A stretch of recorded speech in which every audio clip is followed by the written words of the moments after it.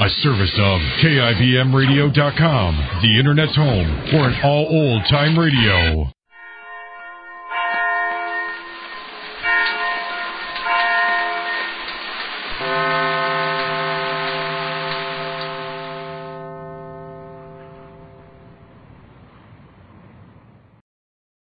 Cavalcade of America, presented by DuPont.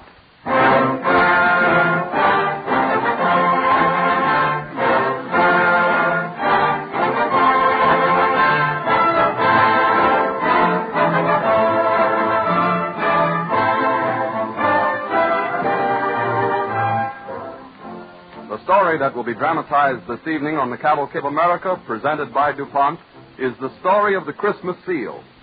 In our audience here at our radio theater is the woman who started the Christmas seal on its way in America 30 years ago, Miss Emily Bissell.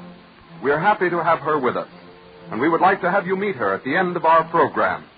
As our story is told this evening, we believe you will not only gain a better understanding of the work made possible by Christmas seals, but will make doubly sure that every Christmas card or letter or package you send carries at least one of these stamps.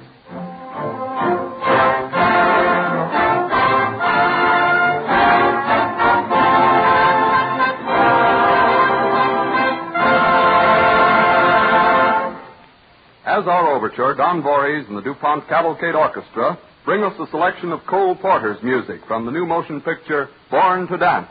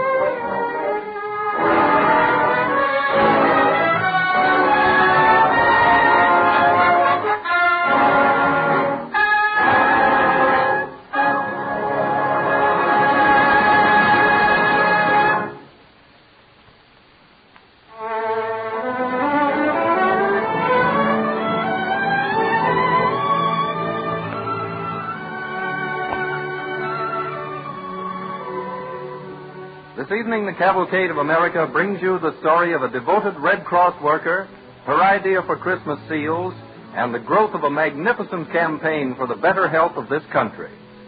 We take you back to the winter of 1907 in the city of Wilmington, Delaware. Miss Emily Bissell, secretary of the local Red Cross, calls on a young widow. Good morning, Mrs. Lang. Oh, Miss Bissell, come right in. I was hoping you'd get here. I got your note and I came just as soon as I could. I'm on my way to a Red Cross meeting. I know you're busy, Miss Bissell, but... Well, what is it, Mrs. Lang? Not bad news about Carrie. No, it isn't that. The baby's fine. All she needed was to get to the country, to have fresh air and better food than I could afford to give her. Oh, I'm so glad she's doing well, Mrs. Lang. You know, I think that 3 or 4 months in our pavilion will send her back to you greatly improved in health. I hope so. Miss Bissell, the thing we were afraid of has happened. Oh.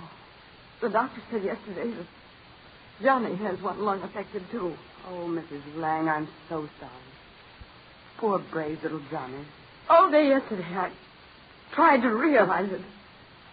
Miss Bissell, since my husband died 2 years ago, and my little girl got sick, and now my boy, it doesn't seem fair. Now, you mustn't despair like this.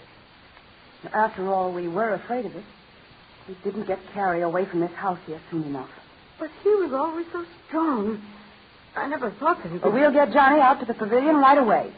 Today, if I can manage it. Well, that's the trouble. Johnny can't go. Why not? The doctor said he couldn't. There's no more room, not a single bed. Oh, well, that's ridiculous. Why, there may be some temporary mix-up out there, but there'll be a place for Johnny. I'll see to that. Oh, thank goodness, Miss Bissell.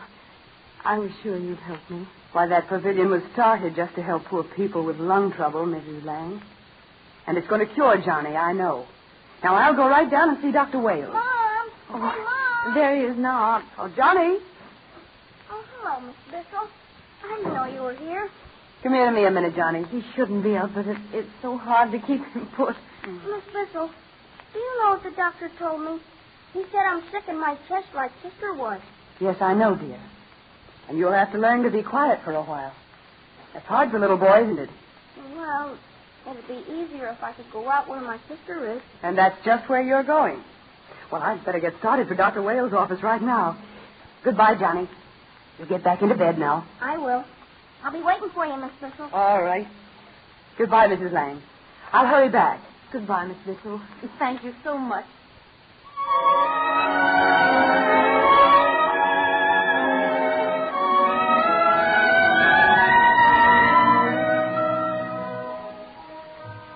Determined to see that Johnny is not denied the opportunity of entering the pavilion, young Miss Bissell hurries to Dr. Wales' office. Good morning, Emily. Good morning, Joe. Well, I see by your face that you've heard the bad news. Well, what is it? What's the matter, Joe? Oh, the pavilion is closing in 2 months. Closing? But it can't. What's happened? No, there's no use blaming me, Emily, nor any of the 3 doctors working with me. Oh, well, I'm not blaming you, Joe. But, well, there must be something you could do. I barely support my own family. Like more of my time than I can afford to charity. I can't follow that with all the money I have. No, of course not. But, oh, you've worked so hard to start the pavilion. It was such a generous thing to do. You taught this city how to care for its sick. Now, is it simply for the lack of a few $100s? Oh, the lack goes deeper than that. When money is missing for a charity like this, it's only because the public lacks knowledge of the need. So many people consider tuberculosis hereditary and incurable and think nothing can be done about it anyway. So the worst pestilence in the world goes on unchecked. Pestilence? Yes, it is a pestilence, Joe. I never thought of it just that way. I should have, though, because the Red Cross was organized to help in war, pestilence, and famine. Maybe they can do something. Well, you're the secretary of the Delaware Red Cross. It's up to you to start something. But, Joe, you mean you want me to go out and find money for you? To manage everything? Yes. I've selected you to get this money, and I feel sure I'm right. It's only possible to stamp out a disease when people in general, not just doctors alone, join a health crusade to destroy it. Well, I wish there was some way to end tuberculosis completely. Well, since tuberculosis is preventable, there are ways. Teach people how to safeguard their health. That's a matter of public education, Emily. So perhaps when you finished a local campaign, you could start a national one. You're outlining a rather large program for me, Joe. And all this talk of prevention is too late to help people like little Johnny Lang. Yes. The thing we have to worry about right now is our local problem. How to care for Johnny Lang and the others. So it's still up to you, Emily. I can't think how to start going about getting money. Well, you must have some ideas. Oh, dozens, but none any good. I've thought of fancy dress parties, or a raffle, or a tag day. But the trouble is that people are so busy getting ready for Christmas that they haven't time to think of anything else. They're all buying presents and getting off their letters and their cards. And... Now, there's an idea. You thought of something? Did you happen to see an article in the Outlook recently by Jacob Reese of New York? No, I don't think I did. Well, it told about a plan used in Denmark for raising funds for charity. They issued government stamps, rather like postage stamps. And people buy them and put them on letters to help a children's sanatorium. You see, it supports the sanatorium's needs, and it spreads the message. Stamps. Well, might be something in it. Of course, the government doesn't run charities here. And besides, we need education more than money in this. Now, let me think. Let me put things together. Pestilence, the Red Cross, education, Christmas. Joe, I'm getting an idea. A big one. Well, you decide about it, Emily. You're a sensible, energetic young woman. Any town that hasn't got a few women like you in it might as well go back to grass. Oh, yes, but you ought to help me decide what... Excuse me, Dr. Wales. Sam's been waiting 10 minutes to drive you over to that tonsillitis test. Oh, all right, Ruth. Emily, I have to rush off. Since this cold wave, you won't find a doctor in town who will have time to help you, but good luck. Well, I don't know where I'd get money to print the stamp. Borrow it from somebody. And I suppose you have to design a stamp before you print it. Do it yourself. All right. I will. A holly wreath, the Red Cross, Merry Christmas. That's easy enough. Well, everyone in town will laugh and say I've got some silly notion that won't work. But I don't care what they say. I'll be too much haunted by what a failure will mean to Johnny Lang and the others. Maybe that fear will help me make it a success.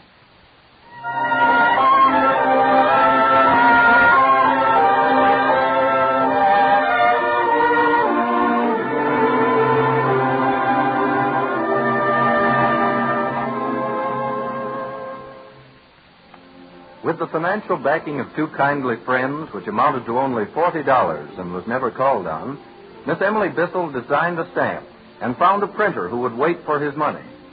She wrote to Washington and got permission to use the insignia of the National Red Cross for her venture. On December 7th, the day the sale in Wilmington is to start, she pays an early morning call. Johnny, are you in here? Oh, Miss Bissell. Sure, I'm here. Mom's work. Oh, maybe I woke you up. If I did, I'm sorry. No, ma'am, you didn't. I was just lying here thinking. Gee, all the packages look like Santa Claus. No, Johnny, these aren't Christmas packages. I'm on my way down to the post office. I've got some signs to put up and some boxes. Look here. Can you read this sign? Christmas stamps, 1 penny apiece. Issued by the Delaware Red Cross, the stamp out for white plate. That's right. What's this underneath, a poem? Put this stamp with message bright on every Christmas letter. Help the tuberculosis fight and make the new year better. These stamps do not carry any kind of mail, but any kind of mail will carry them. Well, that isn't much of a poem, Johnny, but it was the best we could do in a hurry. And anyway, we won't be able to judge this poem until we see what it does for you. Is it going to do something for me? That's what I hope. You know, we saw the Postmaster General in Washington, and they're letting us sell these stamps, see? With the Red Cross and Merry Christmas on them. I can sell them right in the post office. Not at a stamp window, but at a booth in the corridor, all trimmed for Christmas. Yeah, but what for? To get money, so that you can go out to the pavilion, and so the others can stay there. Just a little stamp. Oh, dear. I'm afraid you feel about my plan like everyone else does, Johnny. You think poor Miss Bissell's got a bee in her bonnet. No, I don't think anything's wrong with you. Fine. That makes me feel better. The other people think I'm just playing... Well, never mind. I've got to go now, Johnny, so I'll just wrap up this sign again. I'm very glad you came to see me. I just had an idea for some reason that it would bring me luck if I stopped in here. And all day long, no matter how many people walk by these stamps with their heads in the air and don't buy any, I'll think about you and keep on trying. Mama says you'll do your best. Johnny, would you like to help me, too? Take one of these stamps, will you? Sure. Should I tear it off? That's right. Now, you keep it by you, Johnny. You might say a little prayer. It's pretty looking. Merry Christmas. If people will only buy them, that's what we'll have. A Merry Christmas.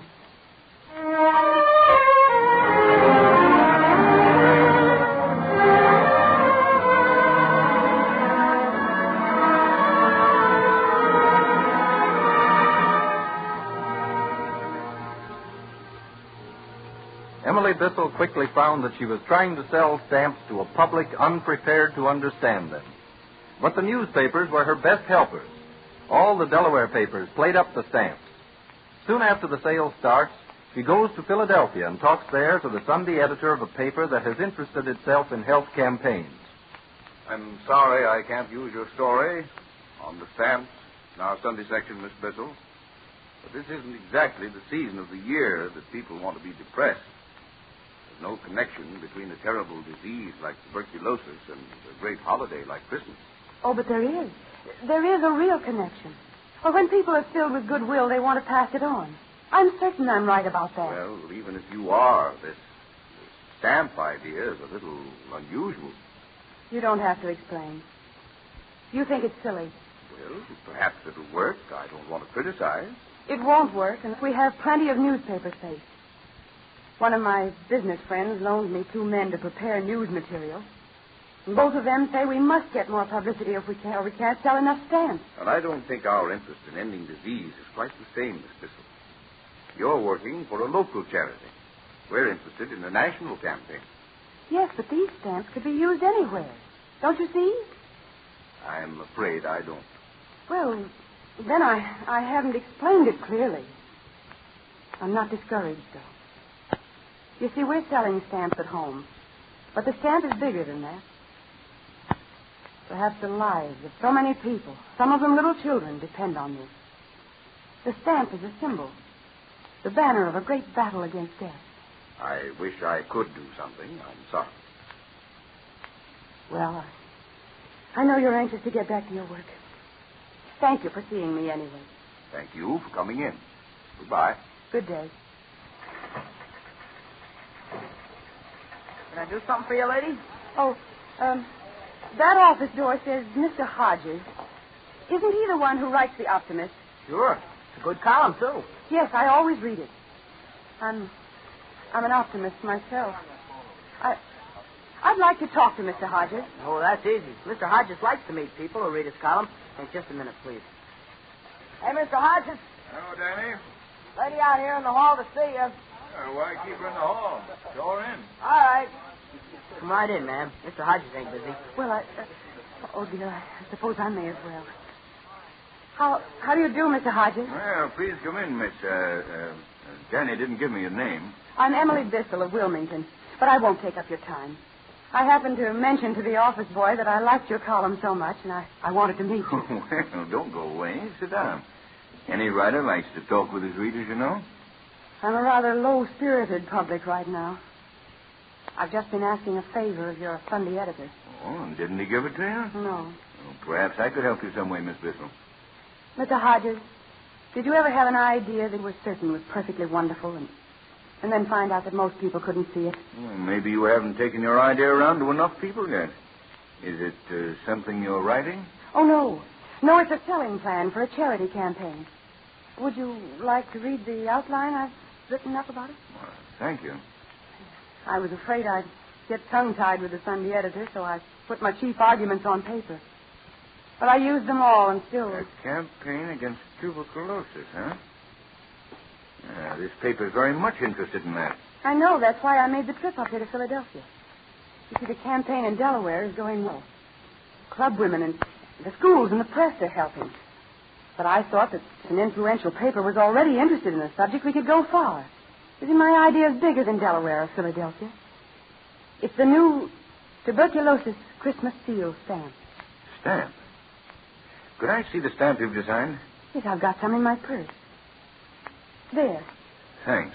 I'm trying to place it in the Philadelphia stores, but they're not enthusiastic.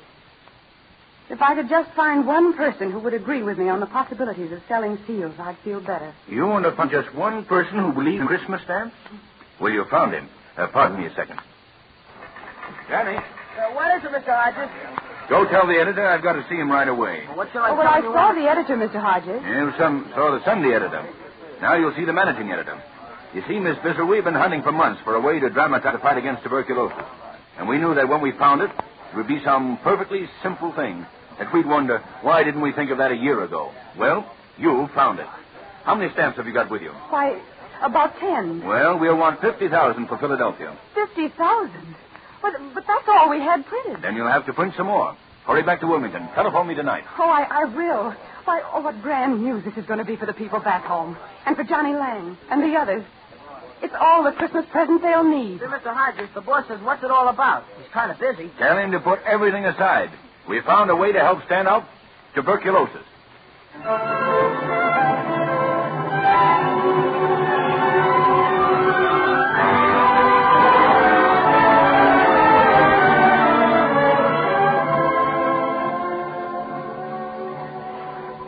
The faith of a handful of people launched the Christmas seals to end tuberculosis.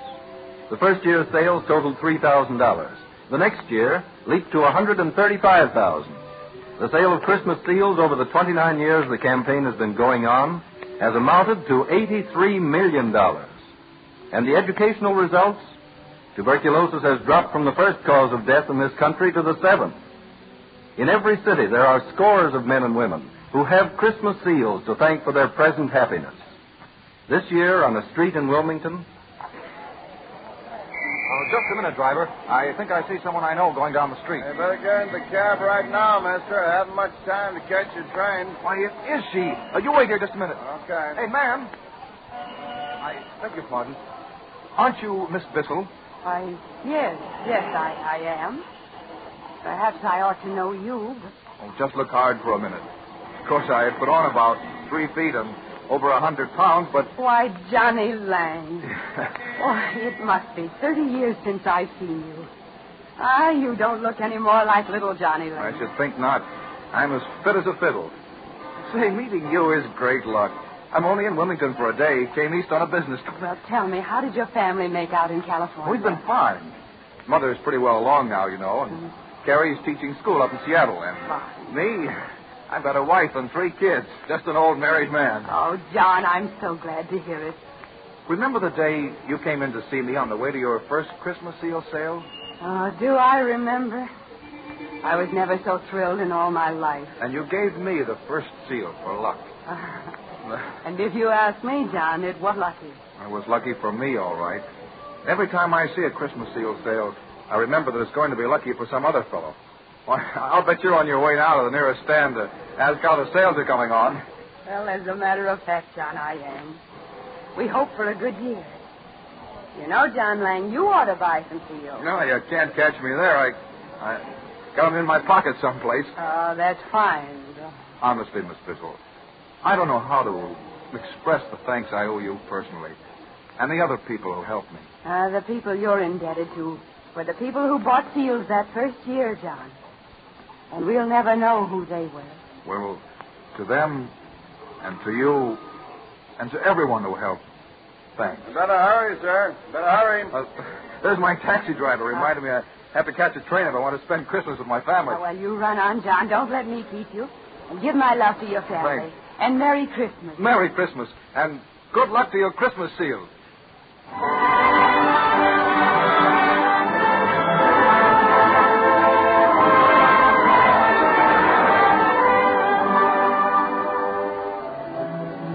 Millions have been brought back to health. Millions have avoided the tragedy of illness. But the work has by no means ended. Tuberculosis still takes more lives between the ages of 15 and 40 than any other disease. The national and local tuberculosis associations throughout the country continue their work untiringly, confident that the American public, which has brought them so far on the road to success, will continue in its faith and generosity.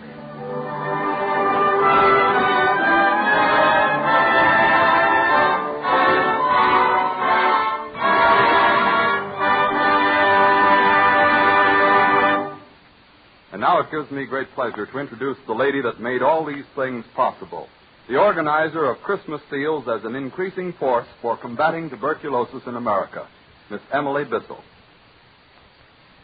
I am delighted to be present this evening to hear the story of 30 years ago. I assure you that it is accurate. I have known many young Johnnies and Carries, once ill, who are now leading healthy, normal lives. Children of today are much less likely to be infected because of the educational work of the Christmas seal. It is the great symbol of prevention and cure. It is cutting down the death rate between the ages of 15 and 25. For this year, for the first time, no one under 19 has died of tuberculosis in Delaware. I want to thank personally every one of you who have helped us carry our campaign forward through this interesting, dramatic sketch. Thank you, Miss Bissell.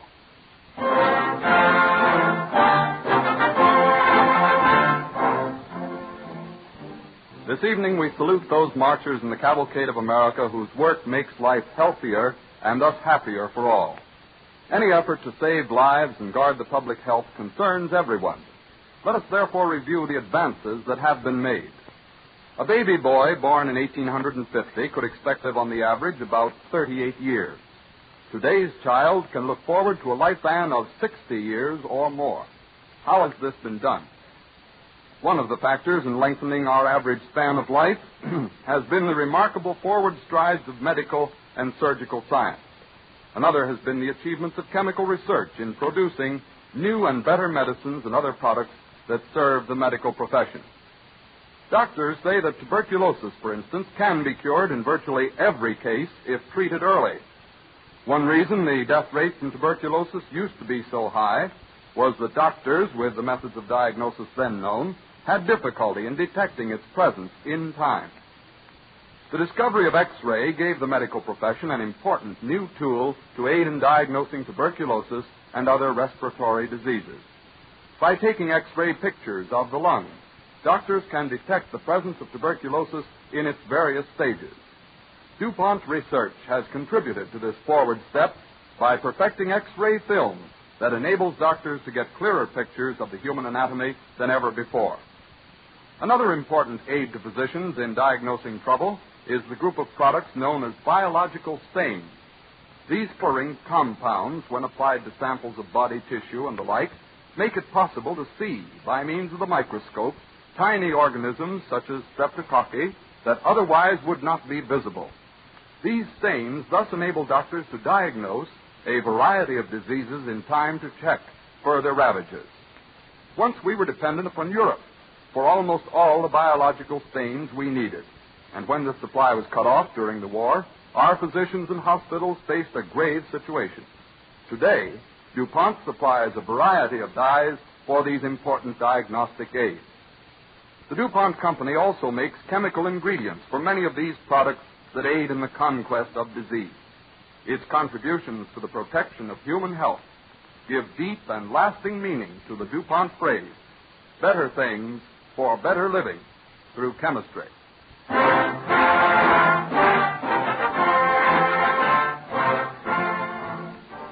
The man who had two careers, the interesting story of Samuel F.B. Morse, artist and inventor, will be the subject of our broadcast when next week at this same time DuPont again presents the Cavalcade of America. This is the Columbia Broadcasting System.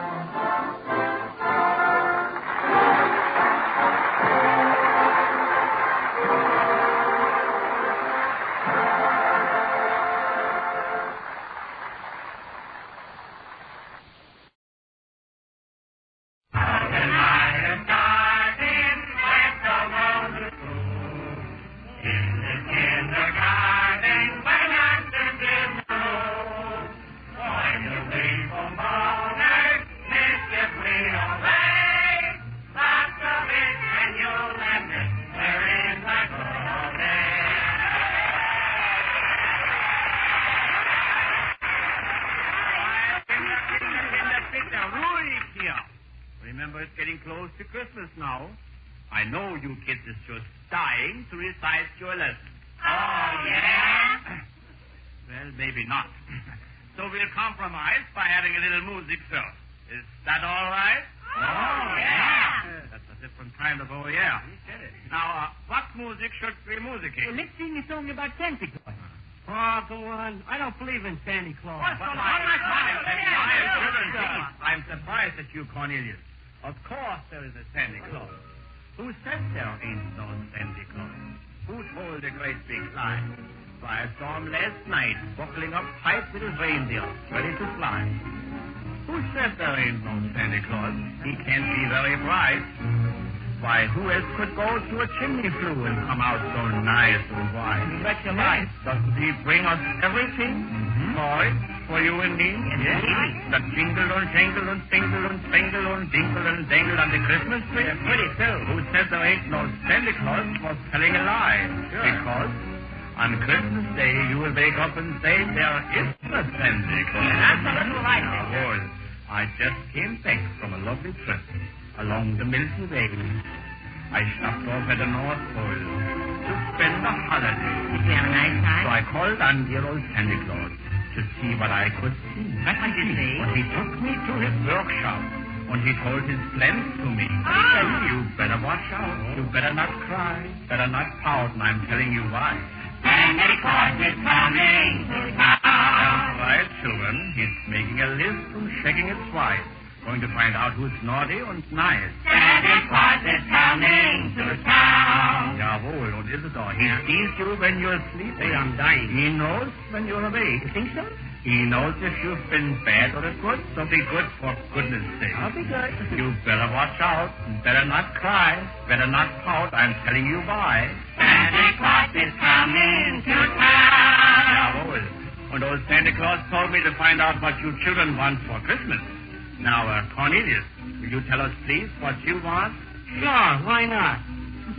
Give me 10 electric trains. Yeah. Give me 14 aeroplanes. Give me some flashy springs. That's what I want for Christmas. Quiet. All right, then, joyful hokum. Tell us what you want. Just been years out, Professor, and I'll tell you. Go right ahead. Just a doll that rolls her eyes. How is Mammy when she cries? Wouldn't that be a surprise? That's what I want for Christmas. Very nice. But now, Leslie, but not leastly, what do you want, Percy? Well, a muffler for one thing, but let me tell it in rhyme, Professor. Go right ahead. First, the compound microscope. Something for my mess, I hope. Why, that's a cake of soap, you dog. Well, Professor, make it stop. Go ahead, Percy. Let me learn geography, arithmetic, and history. Make my teacher proud of me. That's what I want for Christmas. Oh, teacher, listen, tell us, will you? What do you want for Christmas, huh? Well, I'll tell you, kids, now what I would like to do. I would like to give each boy and each little girl a Christmas toy. That's my way of spreading joy. Nice. That's what I want for Christmas. Is that what you want for Christmas? Yes, that's what we want for Christmas.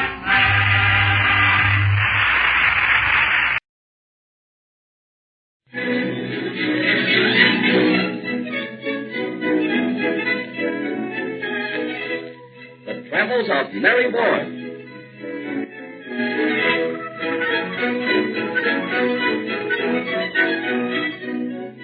True life incidents, actual interesting experiences from the lives of Ward customers, brought to you with the friendly greetings of Montgomery Ward. Our story opens today in the home of Pete Daly, who, you remember, believes that things that were good enough for his father are good enough for him and his family. Mrs. Daly, however, believes that children should have a happy Christmas, regardless of what their grandfather believed. So she asked Mary to help her convince Pete. But Mary doesn't seem to be very successful. Pete has just finished telling her what he thinks of Christmas, and people will go around talking it up. Just listen. Of course, I don't blame you none, Miss Ward. You're working for Montgomery Ward. But if I buy a lot of stuff for my kids for Christmas, that means more business for Ward. Pete, ain't you ashamed? Miss Ward, you got a right to walk right out of this house and never set foot in it again. No, Mrs. Daly, I won't do that. I'll come to see you as long as you need me and want me to come. I ask you to excuse me, Miss Ward. Well, I think so. Oh, I guess I just lost my temper for a minute there, but... All this foolishness about Christmas. We ain't never had Christmas. Why should we have it this year? My folks didn't have Christmas when I was a kid. We was too poor. And we got raised up all right. What was good enough for me is good enough for my kids. I ain't a-going to do it. Pete, I ain't never set myself again you. And I ain't setting myself again you now. But you ain't had the kids talk like I have. They don't talk before you like they do me. They're scared of you. What they afraid of? You, that's what. Because they know everything they want you'll be again. Like you was again this here heater till Dr. Langdon scared you into buying it.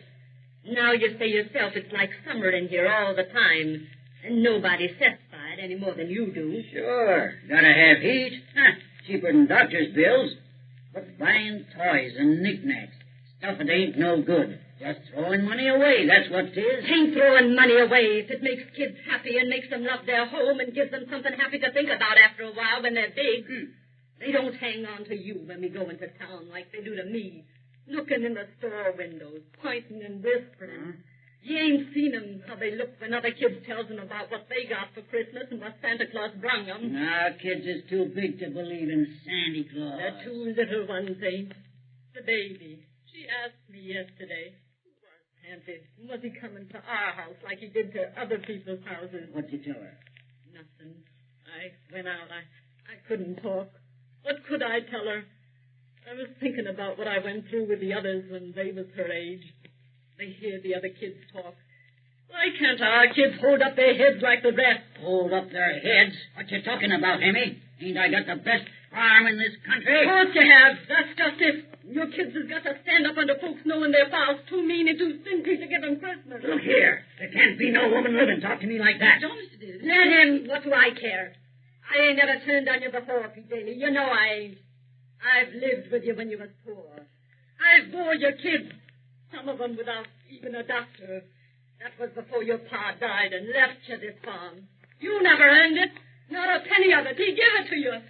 And now you're a-keeping it for yourself. You ain't spending a cent you can help on the kids you fathered. And they'll be glad when you're dead so they can get it from you. Seems you was glad when your father died and you got the place. Miss Ward, can't you stop her? You know she ain't fit to be crying on like that. No, I've been waiting to say this for years, and I'm saying it. Thank the good Lord, I'm saying it at last. This baby that's coming, what's it coming to? I could hope it'd never be born. Amy. Let me tell you one thing, Pete Bailey. Them kids of ours is going to have Christmas like other kids this year. I'm going to see them happy for once. I'm going to hear them laugh if I have to steal the money and go to jail for it. Here's a chair. Mr. Baby, give that some water, quick. Miss Baby, think of the baby. You don't want anything really happen to you or to it, you know. Here, drink this, Mrs. Daly. You better call Dr. Lang. No, you needn't call no doctor.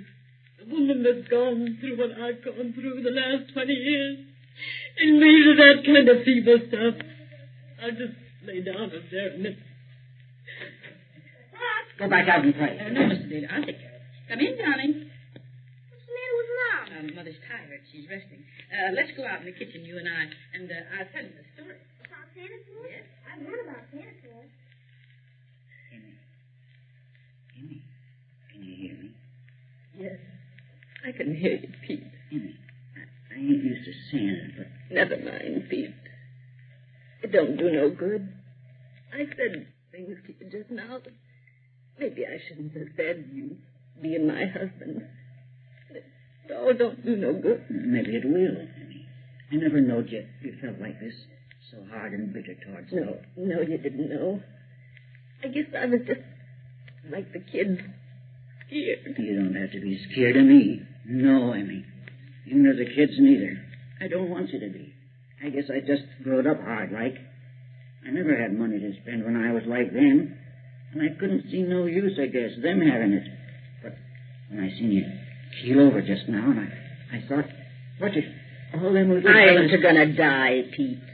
I ain't the dying kind. I'd be lost, Emmy. I'm lost. I want you to know, Emmy. I know, Pete. I guess you can't help it. Did you hear that, Pete? Yes, I heard it. Emmy? Yes? I ain't got much loose money. You know, I don't keep none much in the bank, but the kids can have Christmas. You just lay still there, Amy, and I'll call Miss Ward. And she won't be a helping you none after the way you talk to her. Miss Ward. Yes, Mr. Daly. Would you come in here, please? Surely. I want you to know that I hated about speaking to you the way I did. Well, that's all right, Mr. Daly. We all say things sometimes that we don't mean. I was mad, and I hate it. Now, what little business I do wouldn't count more than a drop of dew in a bucket with a big company like Ward's. Well, that's all right. I ask you to excuse me, ma'am, but I want you to help me. In any way I can, Mr. Daly. I want you to show us how to have Christmas like other folks. Are we going to have Christmas, Pop? Here? If we can, Johnny. Will we have a Christmas tree? Well, I guess maybe I can find one. I know there's one. Down in the creek. Us kids was looking at it when we was playing down there today. Well, if you'll show it to me after a while, I'll cut it. Well, ain't you glad, Johnny? I don't guess you mean it. Yes, Johnny, your daddy means it. You and the other children are going to have Christmas at your house this year. Where you going, honey? I guess I'll go out and tell the other kids. Miss Ward? Yes? Tell me what to buy 'em for Christmas. We could buy them good warm clothes, Pete. No, we'll do it right. I'll get the clothes, too. Here, Miss Ward, you tell us. I write the things down. All right. Now, the main thing that the children like at Christmas time, Mr. Daly, is candy and lots of it. It's very inexpensive, too. You can get good candy from Ward's for 12.5 cents a pound. Huh? Yes. Or if you buy 5 pounds, it'll only cost you 55 cents for the 5 pounds. Is it in this catalog, Miss Yes. Ward? Yes, I'll show you. You're on page 71. See? Now, if you get 5 pounds, I'd advise you to mix it up. A pound, say, of gumdrops, a pound of old-fashioned chocolate drops, a pound of French creams, a pound of peanut brittle, and a pound, say, of jelly beans. Say, how many kinds are there, Miss Ward? 12. I'd get a pound of each kind. Oh, my. Say, have you got any sleds in there? Yes. Joe, he made one last winter of old boards. Oh, wonderful sleds. I'll show you. They're over here on page 56. Do you want to write the page down? Yeah, better. Christmas will be here pretty quick. I ain't got much time to do this. Well, now, here's our trail breaker sled for only $1.89. Yes, that's about half the usual price for such a sled. It has flexible steering and every other high-priced sled feature. It'll stand a lot of abuse and other children piling on, which they're sure to do. It's streamlined and a beauty. Look at it. I never had a sled when I was a boy. Well, you can ride this one, Mr. Daly, and make up for it. And then if you want a sled for the younger children, here's our shooting star for 98 cents only. See, it's 32 inches long and just right for smaller children. I'll get a couple for the little fellas. Say, does Ward's have any of them cowboy suits? Oh, yes. I see the kids wearing them around town. They always seem to be having a lot of fun out of them. Yes, indeed. They're here on page 35. Look, here's a whole page of them. Yes, you can get cowboy suits from 93 cents to $3.89 with chaps, vest, and belt, all decorated with bright metal medallions, pistol holster and clicker pistol, bright bandana, and lariat. The lariat comes with it? Oh, yes. You have 12 feet of manila lariat. This one at $2.95 here has a plaid cotton shirt with it. Look here, these chaps are real fur, and the hat comes with it. You see those fierce mustaches? Yeah. Well, Ward sent one of those free with every suit. By golly, let me show Emmy. Look, Emmy. Don't that look just like the one your Uncle Lloyd used to wear? Yes. I'd like to get one for Johnny. Say, do the suits come that small, Miss Ward? Yes, as small as size 3 and up to size 14. Yes, Emmy. We need 3 dolls. Oh, sure, for the girls. By golly, I'd forgotten all about the girls, thinking about them cowboy suits and them sleds. Is there any dolls in here, Miss Ward? The dolls? Oh, my goodness, what would Christmas be without dolls? Look, pages and pages of them. I tell you what I'll do. I'll put a ring around 3 of them. You just take down the page number. Sure, that'll be fine. Now, for your smallest girl, I'd get on page 14. 14. I got it down. Yes, this Miller doll comes in different sizes from 11 inches tall to 19 3/4 inches. That one would be larger than she would need now. The 13-inch one would be right. That's at $1.98. I'll check that one. You see, she can't hurt it. The head won't break and the body is all rubber. She can wash it or drop it in the water. Nothing hurts it. Yet the doll's jointed and can stand or sit alone. It isn't dressed. But down here you can get a complete outfit of clothes for it for 47 cents. I'll tell you, I'll check that too. That's one. Now, over here on page 18 is one of the loveliest dolls, fully dressed with velvet coat and hat, see? Now, this is a $3 doll that we're selling for $1.98. She has socks and shoes, 22 inches tall. She cries and goes to sleep. Now then, on the top of the page, I want you to see this one, Mrs. Daly. Oh, ain't she beautiful? A bow in her hair and a dress that pleases. Yes, she's very much dressed up little lady. She's 26.5 inches tall. She could be the grown-up sister of the other doll, although I do have to confess that she cries. And she sleeps, too. She wears an accordion-pleated organdy dress, this pearl necklace and bracelet that come with it free of charge. Her white hose are rayon, and her little shoes have buckles. Oh, she's terribly dressed up, you see. $2.79, and a terribly low price for such a doll, Mrs. Daly. Now then, you have all those pages marked down, have you? And, yes, and your little girls will be very proud, I can tell you. That's all right. I'm just thinking about the money for Christmas. Why, Mr. Daly, you have your credit established at Ward's. You're buying that heater. Make your Christmas list, you and Mrs. Daly, and buy the whole thing on your payment plan. Well, I mean, here's that. Sure, Pete, I hear. It's wonderful. Oh, wonderful. Say, what do you want for Christmas, Emmy? By golly, we ain't going to have anything for the kids and nothing for you. Anything you want. A fine new dress, maybe. Can I have anything I want? Anything in this book, or I'll get the big catalog. No, Pete. I want some of them red bells. Red bells? To hang in our windows so folks will see we got Christmas at our house, too. Red bells.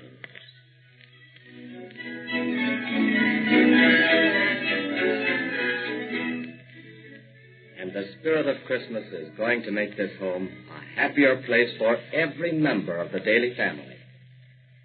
And Christmas, my friends, is only 10 days away. Now, there's still time to write Mary, and if she can help you, a letter will receive her personal attention. But you'd better write right away. Tomorrow, Mary has promised to call on her old friends, Dr. and Mrs. Petrie. The doctor, you remember, got his Christmas present, a shotgun, a few weeks ago. Or how was it?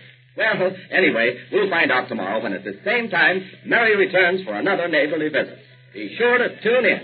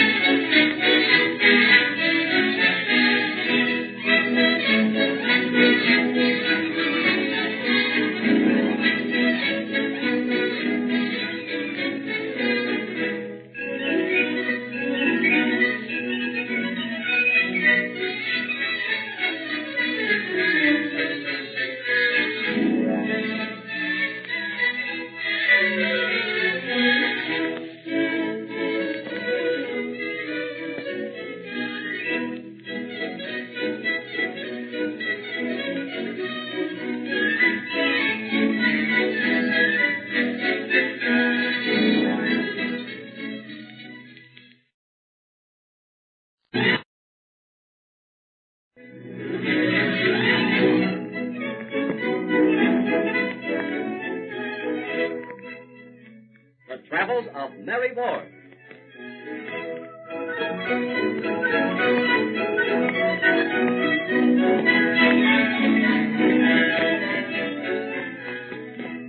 Another interesting human experience from the lives of Ward customers, brought to you with the friendly greetings of Montgomery Ward.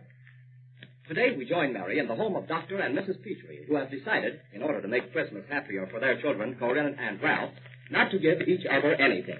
But the question is, are they going to stick to it? We'll find out. Mrs. Petrie is talking. Well, I'm certainly glad I won't have to think of anything to give the doctor for Christmas. That's right. You gave him his gun for his hunting trip, didn't you? Yes, I did. And I told him very plainly it was for his Christmas. Mm-hmm. I wanted him to understand that. I said, now remember, this is for your Christmas present. I'm just giving it to you now so you can have it for this trip. But I don't want you to feel badly when Christmas comes and you don't get anything else from me. And what are you going to get Corinne? I'm getting this 5-pound box of candy on the back page of this catalog. This one, you see? Uh-huh. Then I'm getting her a couple of pairs of those silk hose, those on the front cover. They seem such nice ones for the price. They are. They're ringless, full-fashioned, flash-proof, and 48 cents a pair. Yeah, they're a splendid value. You'll get some shade of brown, of course. Yes, brown tone, I thought. Both pairs the same shade. Oh, surely. Then I thought I'd get her one of those shoulderettes in here. Let's see. I think they're on page 87, aren't they? Page 87. Oh, yes, up here. That's it, 94 cents. I think it'll be so nice and comfy for her to put around her shoulders at night in her room while she studies. Mine's light blue. I think I'll get orchid. Or would you get light blue for her, too? Why not pink? It's youthful and becoming. All right, I'll get pink. Then new handkerchiefs, of course. Over here on page 83. They've got some printed linen ones that says they're tub fast. Yes, they are, too. They're tub fast, 3 of them for 28 cents. Those are good handkerchiefs. They're gay and pretty. Well, I know she'll need them. Girls always need handkerchiefs. Then I thought I'd put in one of those plaid wool scarves down here. They're only 29 cents. I know she's tired of the one she's got, and she'd like to have a new one. Well, no girl ever had too many. That's one thing, anyway. Mm-hmm. Well, Oh, there's the doctor now. Come on in, Bruce. Hello there. Well, how are you? How are you, Miss Ward? Fine, thank you, Dr. Peachy. How are you? Unusually well. Sit down, Brooke. I knew you'd want to talk to Miss Ward about Christmas. Yes, I do, dear. Well, Miss Ward, I suppose no one can talk about anything but Christmas these days. Very little else. But I want to tell you how well you're looking, Doctor. Your little hunting trip surely did you a world of good. Yes, does a man good once in a while to, as we say, shake off the shackles and... Why, Brooke, people who didn't know you might think you're not a family man. Oh, I didn't mean that, dear. I meant the shackles of an effete civilization and, all that sort of thing. Back to nature, you know. Oh, yes, I'm sure the trip was much better for you than if you'd gone to Chicago and stayed a week at a hotel, like we did talk of doing. And then I'm sure my Christmas present helped you to have a lot better time. Yes, it did, dear. I kept the Christmas catalog out, Brooke, so you could talk to Miss Ward about what you're going to get for the children. Mm-hmm. Here. Well, just a second. I want to tell Miss Ward something, and this will amuse you too, Cecile. Go ahead. I'll just be glancing through here while I listen. All right. Well, one of the men on my trip told me this, Miss Ward, and I saved it to tell you. All right. What is it? Well, it's about a mattress and springs that he said he and his wife bought from Ward. That was after I'd been talking about my gun. Well, this man, his name's Whipple, he said he'd ordered new mattress and springs, bed too for that matter, from Ward's, and they were mighty proud of them. Well, right after they got them, a letter came from some friends of theirs named Myers. They were coming on a visit. Well, these Myers people were what you'd call really big people.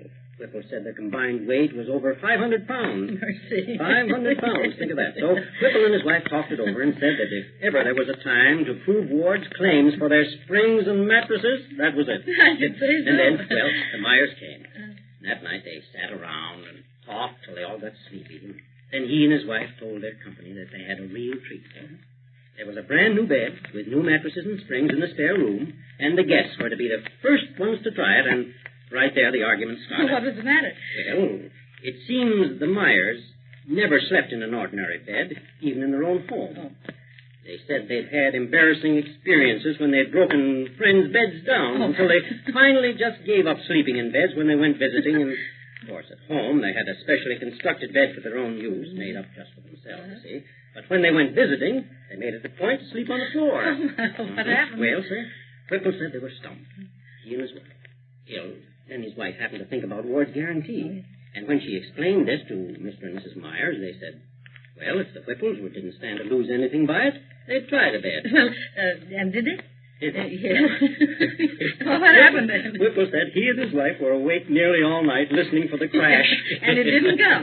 No, it didn't come. And the next morning, Myers and his wife came down to breakfast, all smiles, saying that they hadn't had such a night's rest in years, while Whipple and his wife were worn out from an almost sleepless night.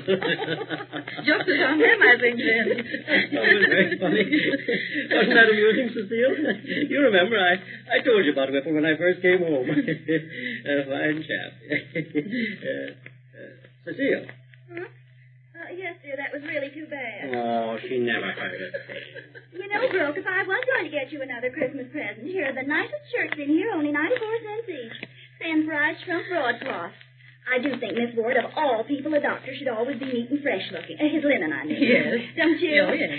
And those have those wilt-proof collars, too. Some of them, I mean. Well, we'd as well give up and talk about Christmas, I guess. I guess so. Well, why not? What else would you want to talk about, I'd like to know, now when it's all anybody's thinking about? All right, dear. Now, let me have the catalog.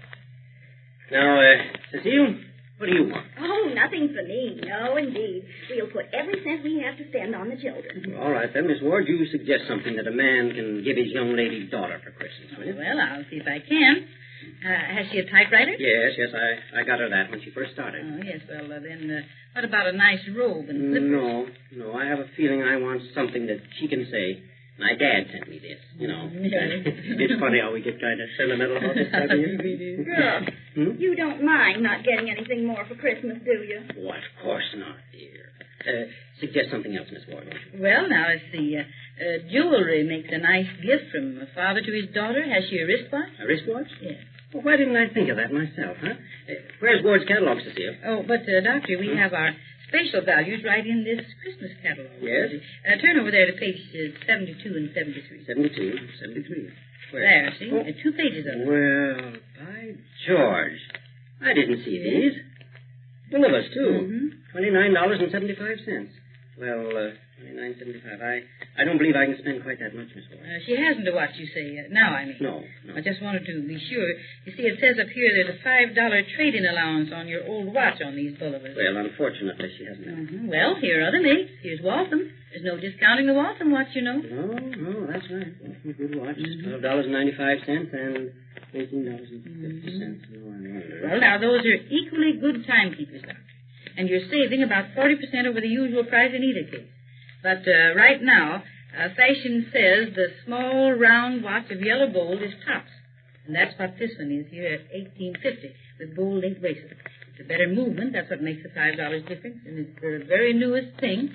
If you think you could afford the difference, you'd be very proud of it. You see, girls, they keep up on those things, you know. All right, I'll get that. It's worth it to know that she'll be proud of her old dad. Oh, she would. Comes in a case like this? Yes, each watch comes in a velvet-lined case. All right, then. That's all. If either of you know anybody who wants to give a watch to a small boy, look at this one over here on this other page. This is the cleverest thing. Which is that? This Mickey Mouse watch down here in the corner. See, it has Mickey himself on the wristband and on the dial. The hands of the watch are Mickey's own arms. Look, he points all the time at just what time of day it is. Well, my God, if that isn't something, huh? But will the watch tell time? Oh, yes, surely. It's an Ingersoll. A nickel-plated case, and it has a non-breakable crystal. It's a real watch, I should say it is.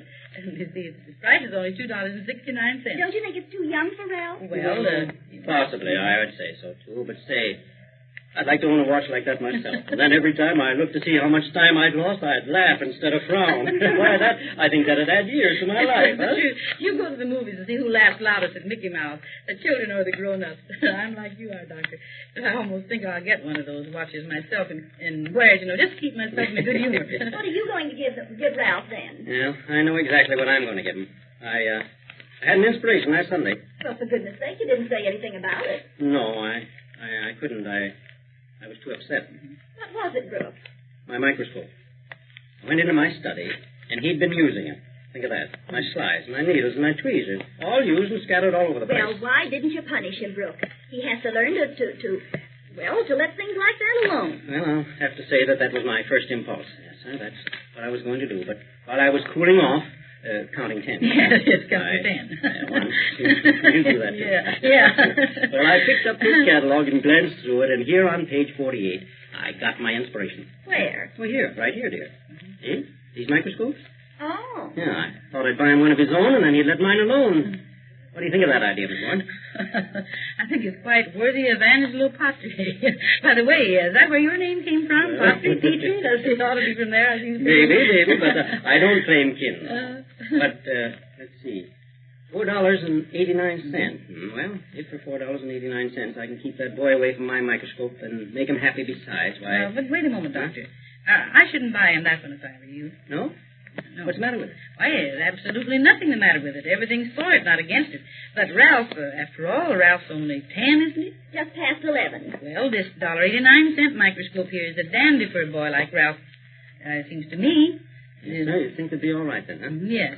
Of course, we haven't got any money spare. Well, that $1.89 microscope would make any boy happy. Boys older than Ralph. Then, later on, if he shows a real interest, why, then it'll be time enough to get him a larger one. But this one magnifies 180 times. It's a good-looking and splendidly constructed microscope. It has a good lens, has 5 slides, 2 pairs of tweezers, 2 dissecting needles, scissors, specimen jars, see? Has a glass tube of bird feathers and fiber cotton magnifying glass, all that sort of thing. You see, comes right with it, and all in this very nice box here. Gee, I almost envy that boy. I'll never forget when I had my first microscope. It was just like somebody had opened the door and said, well, Here's a new world for you, sonny. It is like that, too. But I'd buy him that less expensive one anyway. Boys are careless, even if they try to be careful. In a couple of years, he may exhaust the interest in this one, and then it'll be time enough to get him this bigger one. Well, I guess you're right. And then, too, if he learns to be careful, I can let him use mine. Mm-hmm. Maybe in that way we can get to working together, my son and I. Well, I was thinking of that and hoping for it myself. It'll be terribly nice, won't it, Brooke? Christmas morning, you and I not having anything at all for ourselves, just being happy, thinking we've devoted everything to a Christmas for the children. Don't you think so? Oh, sure. Oh, Miss Ward, yes? If you don't mind, I'll send this order direct to you. All right, Doctor. I'll probably write a letter with it, you know. Mm-hmm. I'm telling you this so that you'll be sure to look for the letter among all your other mail, you know. Yes. Yes, I'll watch for it, Doctor, and I'll read it very carefully. Good, yes. Do that, please. Yes. Miss Ward, I'll probably put one in the envelope, too. Oh, you know, just to wish you a Merry Christmas or something like that.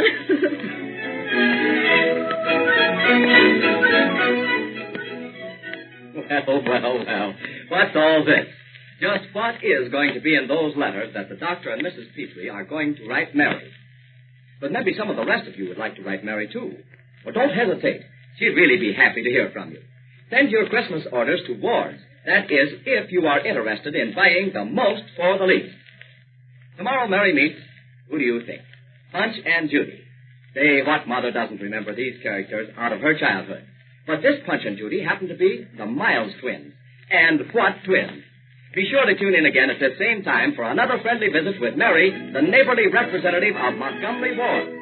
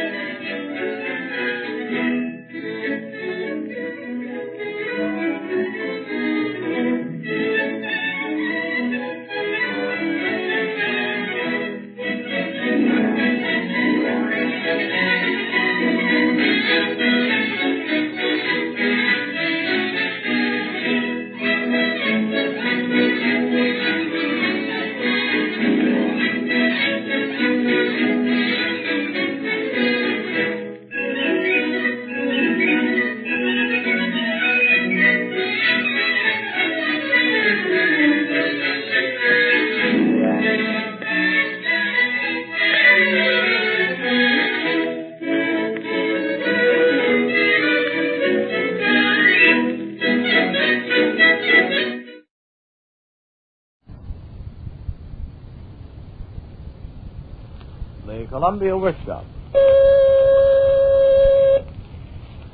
At some time or other, everyone has felt a keen desire to change his lot, to break away from his accustomed routine and embark on an entirely new mode of living.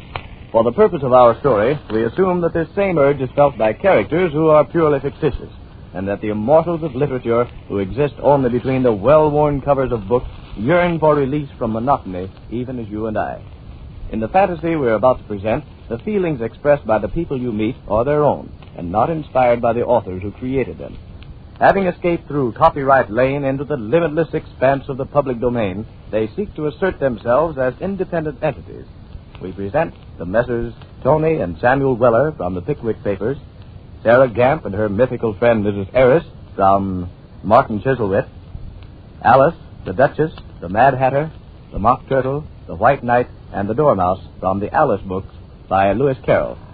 And from the tragedy of Hamlet, Prince of Denmark by William Shakespeare, we give you the melancholy Dane himself. Having announced our list of characters, we leave them to speak for themselves. Hush, here they come. No, Sammy, I've changed my mind. I ain't a-coming with you. I don't want to go making no changes at my time of life. Now, look here, Alden. Seeing as that was me made you famous in a manner of speaking, by having had you for a father, you ought to be ashamed of yourself for wanting of me to go about in a new world like a orphan. Orphan's what it's going to be, Samuel. No public domains for me, that's what I says. Give me the people what I came into the world with. Mr. Pickwick, Mr. Jingle, Mr. Tupman, and the rest on them. I feels at home with them. I don't want to go meeting no strangers. And why not? There's lots of people as good as that in the public domain. All the Shakespeare people there is, and Cleopatra, and the Queen of Sheba. Hundreds and thousands of them there is. And you can meet them all if you'll only come out of your shell. And supposing I doesn't like them when I meet some, Samuel? Then you can give them a piece of your mind like you used to do in Pickwick, can't you? Well, Sammy, I could try my hand at it, so to speak. But if I doesn't have Mr. Dickens along to put the words in me mouth, I mightn't make such a very good fist on it. Well, you never knows what you can do till you tries. As the elephant said when they asked him if he could play the piano. Well, Samuel, I might go with you, Vance, if it'll keep you quiet to sort of try it. Who knows but what we might meet Mr. Dickens himself there if all you says is true. Oh, no, Holden. Mr. Dickens won't be there. No chance of that. He was a author, and authors never goes into the public domain themselves. They don't like it. And they don't like their characters that go in there neither. But there ain't nothing they can do to stop 'em when they've been alive as long as you and me have. All right, Sammy. There ain't never no time like the present. So if your heart's set on it, just let me button at my gaiters and off we go.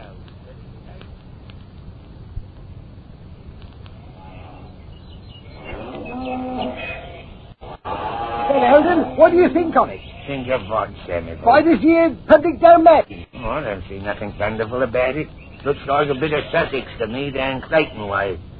Queer lot of people about there. Well, you know, Holden, it takes all kinds of people to make literature.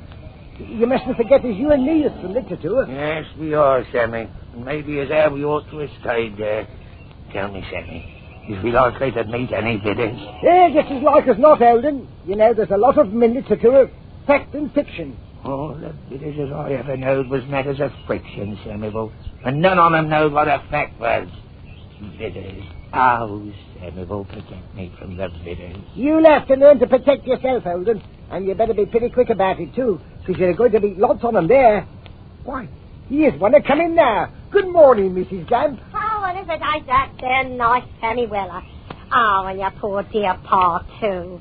I suppose you say you're going to the convention. Look after me, Samuel. Look after me. You know, as I was saying to my dear friend Mrs. Harris only this morning, Mrs. Harris, I says, I'm a-going over to that there convention in the public domain, I says. And she says to me, Harris, she says, I'd more than half a mind to come with you, she says. But I didn't want her to traipsing along, Mr. Weller. And why not? 2 bidders is only half as dangerous as one. Oh, Mr. Weller, if you ain't the one. You always was one for your little jokes, wasn't you? I ain't joking, ma'am. Bidders is poison, ma'am. That's what I says, poison. Oh, so that's it, is it? Poison? Yes, ma'am, poison.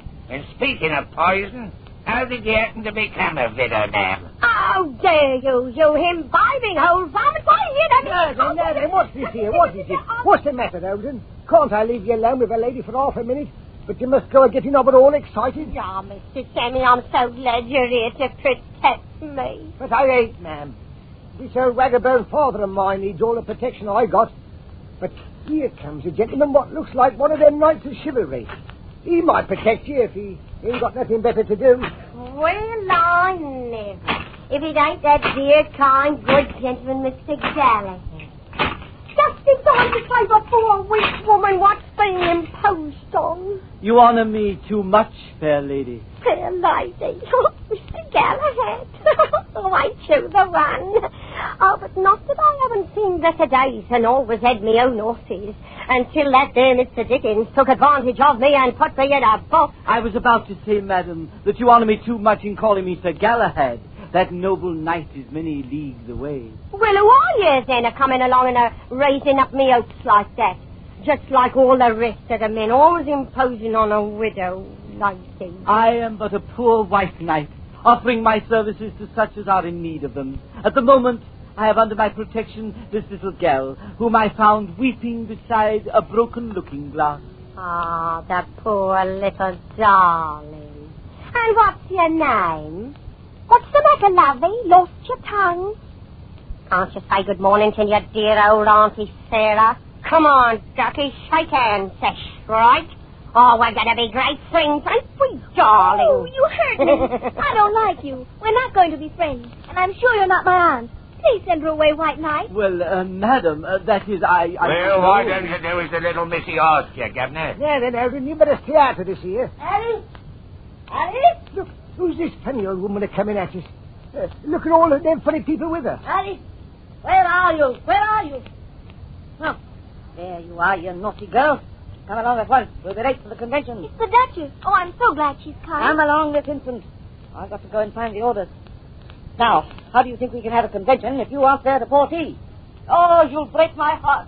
Come on, Mr. Weller. We can follow her, and then we shan't lose ourselves. All right, then. Lead the way. Yeah, doing all right, Elden, for one who don't like bitters. I knows what I'm a-doing of, Sammy.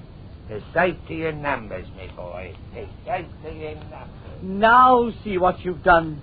Our nice new friends have left us, and the Duchess has gone and dissolved into tears. She hasn't gone anywhere. She dissolved right here. She'll be back directly. But how can she come back if she hasn't gone? Let's ask the Hatter. He was right behind her when she went. But you said she didn't go. Now you're being stupid. Go over and stand on your own square. And don't you move until I tell you to. Now, where's that Hatter? Oh, there you are. What shall we do about the Duchess, Hatter? Let's have an inquest. But she isn't dead. How do you know she isn't? She was here just a minute ago. Here today, gone tomorrow. Then we shall have to wait until the day after tomorrow. Certainly not. She might not go. Then we couldn't have an inquest. It would never do. Give me my fountain pen. Where is it? In my pocket. Which pocket? My vest pocket. My pen and ink vest pocket. Alice. Oh, there's that stupid mock turtle. I wonder what he wants. Off with his head! Off with his head! And we'll all have soup for tea. There, the Duchess. I told you she hadn't gone. All our trouble for nothing. What trouble? We didn't have the inquest. No, but we might have had. Then where should we have been? Here, of course. No, we shouldn't. We should have been where the Duchess was. She wasn't anywhere. And that's just where we should have been. Nowhere. Oh, let's change the subject. Where's that there mock turtle? He's crawling away. Bring him back. It's nearly dinner time. Come, Turtle. Nice, Turtle. Come along, Turtle. But I don't want to come till after dinner. I think you're very unkind, Turtle. If you feel you'd rather we didn't have any dinner, I'll speak to the Duchess about it. Oh, she's gone. I do believe she's running after that old Mr. Weller that was here. Does it make any difference? We shall see them all at the convention. Move the white knight, Alice. Come along, Turtle. Thank you very much, and while we're on the way, I'll tell you the sad story of my life. You've told us that before. It begins once I was a real Oh, I'm turtle. very sorry, but I made that up. I'll tell you the real story this time. How can a mock turtle have a real story? Be quiet, Hatter. Can't you see the poor thing is very sorry for himself? Begin, Turtle. Thank you. My mother, a beautiful fat brown cow, was born in Gibraltar. A silver spoon was in her mouth, round her neck a golden halter. That's not very good poetry. Don't interrupt, Hatter. Go on, Turtle. She was clever and sweet, with very small feet, an admirer of Mrs. Grundy, and her friends with a glad, proud smile she'd greet when she took me to church on Sunday. How happy was I in my calfhood days as I nibbled the grass and clover. You'd not find another with my sweet ways if you searched the whole world over. But soon I came on a troublous time, as always with cattle and men. For when father was called to a happier clime, poor mother, she married again. Oh, sad is the lot of a bovine tot, stepped sired by a Holstein bull. With clouds my sky was overshot, my sorrowing cup was full. At an auction one day, my step-papa was sold to a vigorous bidder, and then, for the second time, Mamma was a lorn and lonely widow. At last she died, and I was so benumbed by this bereavement, I stayed a calf, I refused to grow. Observe the great achievement. For had I died, 'twould have been my lot to be flavored with mace and myrtle, and basil and thyme, and chopped shallot, and guzzled as pure mock turtle. Poor mock turtle. I didn't say poor, I said pure, and please don't interrupt. But such a fate I scorn to meet. I would not end so lowly, for life, I swear, is very sweet by everything that's holy. Frustration, though, doth wait for me, for now my frame so scrawny, not e'en mock turtle can it be, just plain mulligatawny. Oh, you poor thing. Isn't there anything we can do for him, Hatter? Best thing we can do is keep him out of the way of the Duchess. She loves mulligatawny. Look at the way she's always throwing pepper at anybody. That isn't the Duchess, it's the cook. Well, what's the difference? The Duchess pays her to do, doesn't she? She hasn't paid her cook for months. Alice? Alice? Oh, there's the Duchess again, Hatter. Whatever shall we do? She's terribly angry. She always is. Ah, there you are. Why aren't you at the convention? Where have you been? We were just going to the convention. I didn't ask where you were going. I asked where you've been. We haven't been anywhere. Where are you now? Here. Then, here is where you were. And this is where you've been, isn't it? Oh, I'll teach you. Where's that there turtle? I want my dinner. Oh, I knew this was going to happen. Oh, please, Duchess, don't eat the mock turtle. Besides, he isn't a real mock turtle. He's only a mulligatawny. No, he's been deceiving me, has he? Off with his head. I hate mulgars. Mulligatawny. Just like a woman, she always told me she loved it. This way, Samuel, this way. Now, see what you've done. Wasted all this time, and now those Dickens people are coming back. Off with you. Down to the convention. Hurry, get along. Yes, you're right, Eldon. This is where he was. Look, there they go now. We can easily catch them. Oh, Lord, Sammy. Oh, Lord. I ain't so young as I used to be, and this here strange climate seems to get me in the wind bag. All right, Eldon. Take it easy now. Now, don't go getting of yourself all excited like. Sit down a minute, thank you, Sammy. Yeah, I'll be all right in a minute or two. Did we give her the slip, Sammy? Did we give her the slip, that there gamp bidder? There's shame to you now, and that's something. But you never can tell when she might find us again. Well, if she does, Sammy, all I ask is that you don't leave me alone with her. That's all I ask. Oh, I wish as how I hadn't never come along with you, Sammy. Then I shouldn't never have met her. Oh, look after you, Eldon. But you must remember all the nice people you're meeting here. That little Alice, and the Atta, and even that there funny old Duchess has her points. Maybe she has, Sammy, but she's got him pretty well covered up. Now, what's this here turtle critter a wanting of? Excuse me, sirs, and may please your exalted highnesses, I bring an invitation from the Duchess. She requests the pleasure of your company at afternoon tea. Oh, afternoon tea, is it? I thought it was a convention. Afternoon tea is always a convention with the Duchess. And what's we going to convene about? Well, there's the price of pork, election of officers, boundaries of the public domain, a nomination of a president. Both parties are expected at the Duchess's party. There are two, sir, the reprobates and the publicans. And which one you want us to vote for? The one you can get the most out of course. That's quite democratic, ain't it, Eldon? What I want to know is, who is this here Duchess? And what's she Duchess of? Good sir, she's my mistress, the Duchess of Wonderland. How about the Duke? Will he be there? Alas, sir, there is no Duke. Yes, what I thought. You can go and tell your Duchess what is our Tony Villa don't take tea with no vitters. Well, Eldon, if you don't want to come, you needn't. But I'm a-going, and you can wait till I comes back.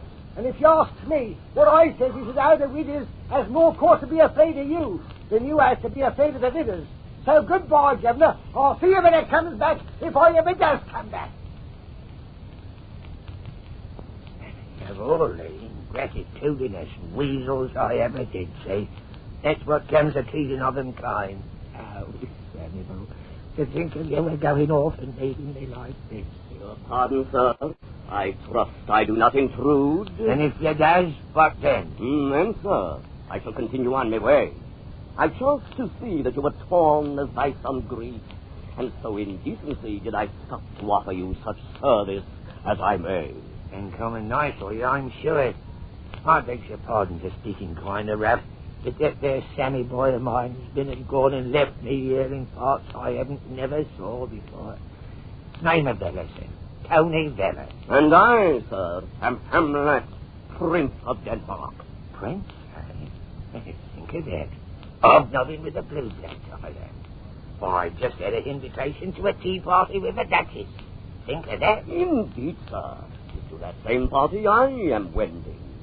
Let us go together. That'd be all right if I was a-going. What good, sir?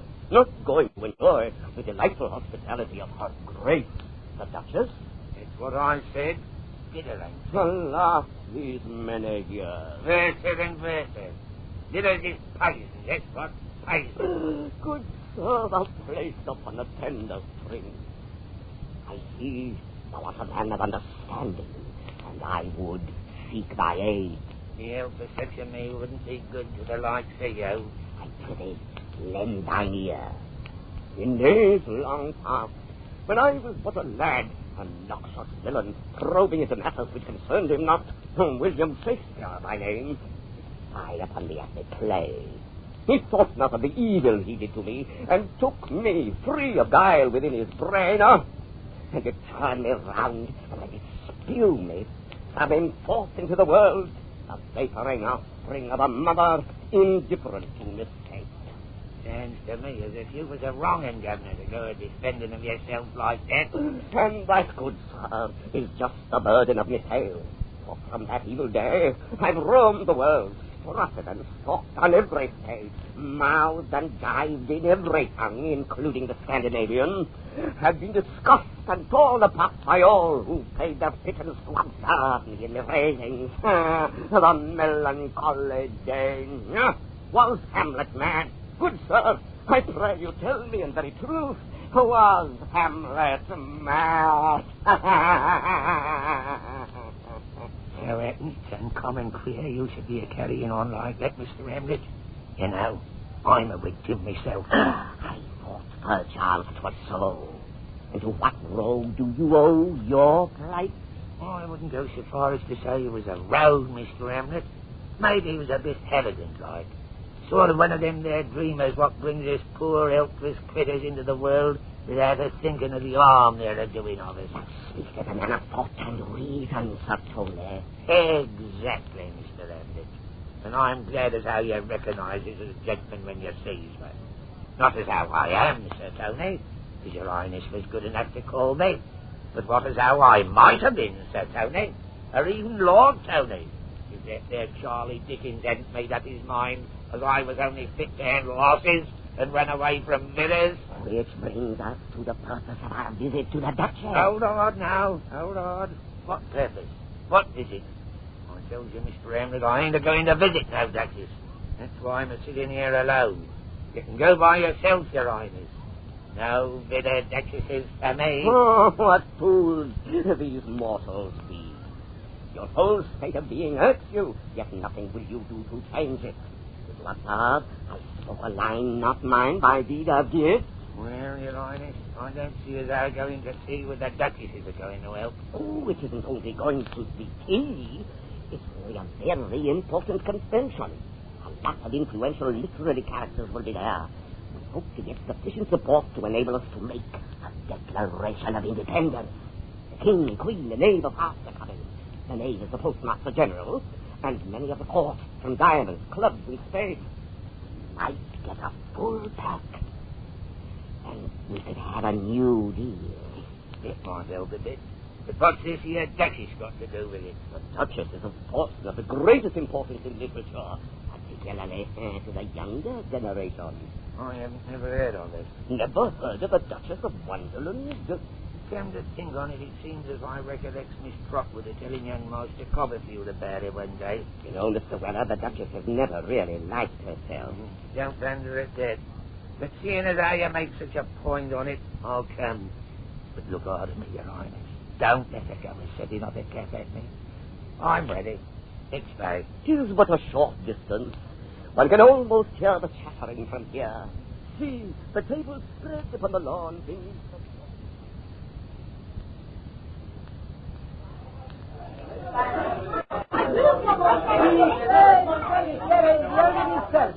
Hello, Eldon.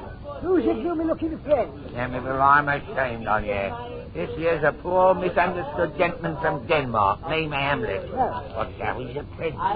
Your Highness, this is me very own son Samuel, and a sore trial he is, too. Pleased to meet you, Your Highness.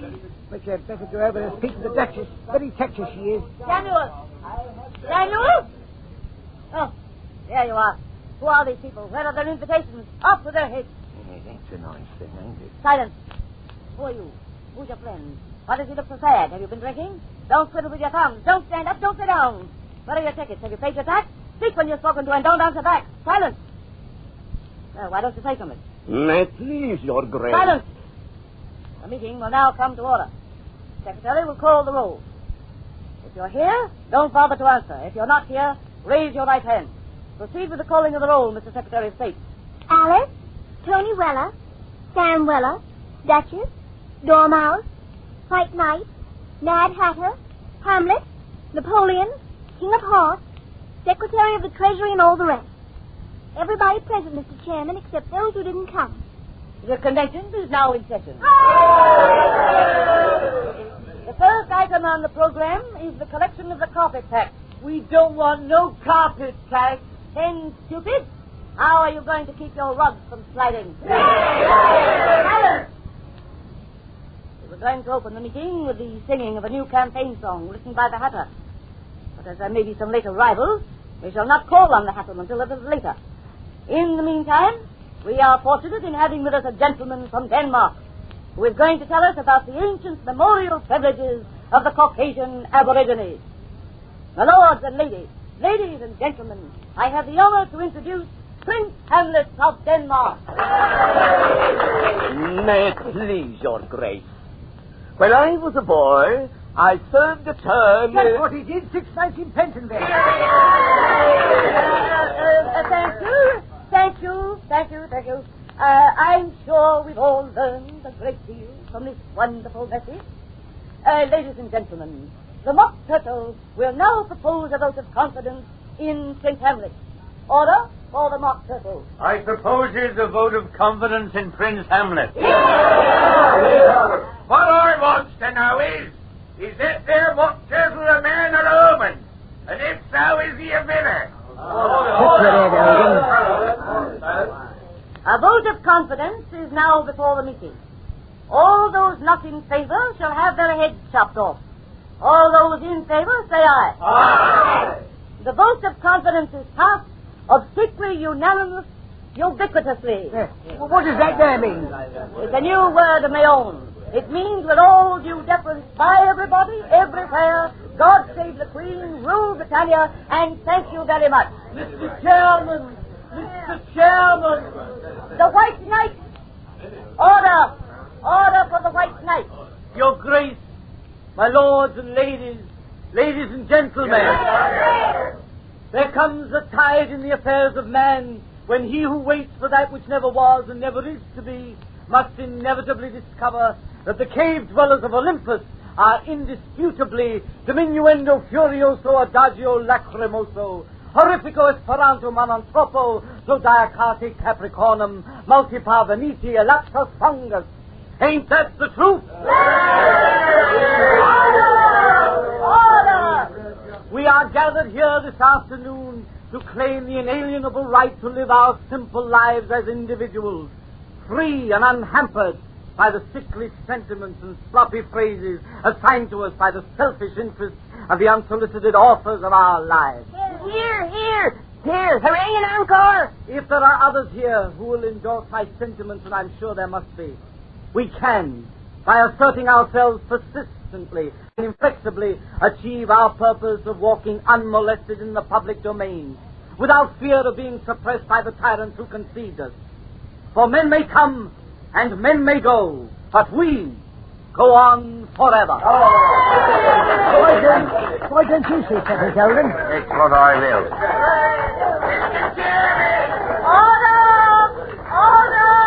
Order, Mr. Weller.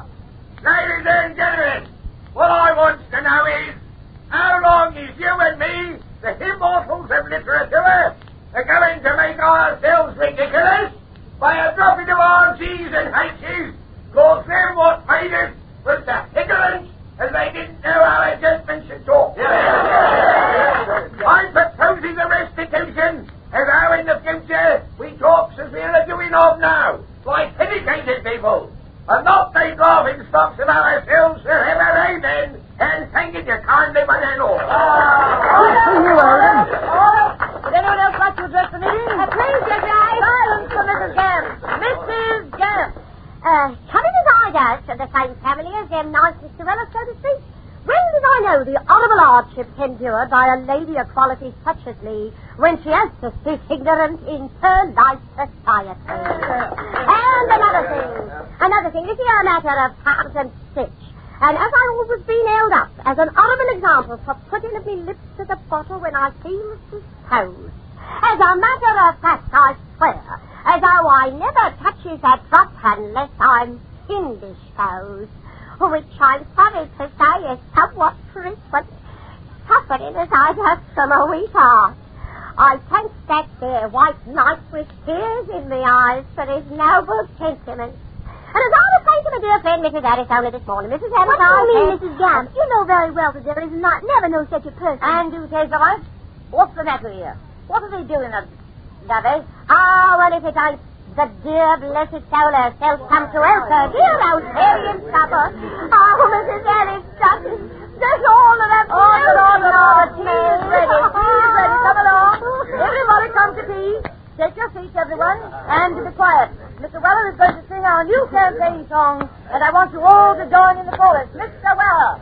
Oh, the copyright laws and horrible pain to all who born of a novelist's brain. And now that we're gathered at 5 o'clock tea, we'll cast off our parents and set ourselves free.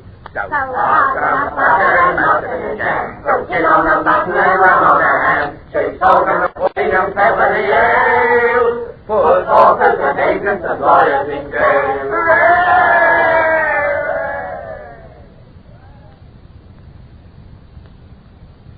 You have just heard a performance of Public Domain by Eustace Wyatt, presented by the Columbia Workshop. This week's production was directed by Earl McGill. Tune in next Saturday at this same time for another Columbia Workshop presentation.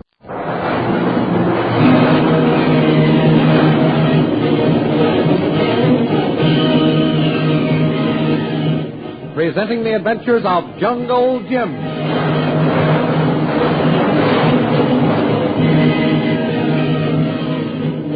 Last week, Shanghai Lil, after her quarrel with Jungle Jim, tried to get an assignment from the American consulate which would send her to India, but she was unsuccessful. While this interview was taking place, the plane bearing Jungle Jim and Peter Hawkins was forced down just after crossing the Indian border. In seeking information of their whereabouts, Jim and Hawkins met a white woman, a medical missionary named Myra Trent. She told them that she had a patient who was suffering from shell shock and that his name was Ronald Hawkins. At that very moment, back in Shanghai, the Indian hunter, Bhutan, ordered his plane made ready to fly to India in order to prevent Jungle Jim from uniting Peter Hawkins and his son, Ronald. The thrilling adventures of Jungle Jim are pictured each Sunday in the Comic Weekly, the world's greatest pictorial supplement of humor and adventure. The Comic Weekly, each page printed in full colors, is distributed everywhere as an integral part of your Hearst Sunday newspaper.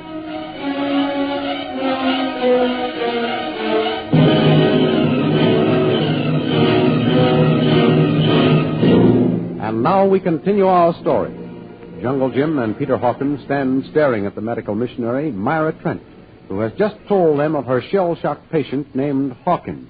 Will you repeat what you just said, Miss Trent? Certainly. I said his name was Ronald Hawkins. We found him, Jim. I hope so for your sake, old man.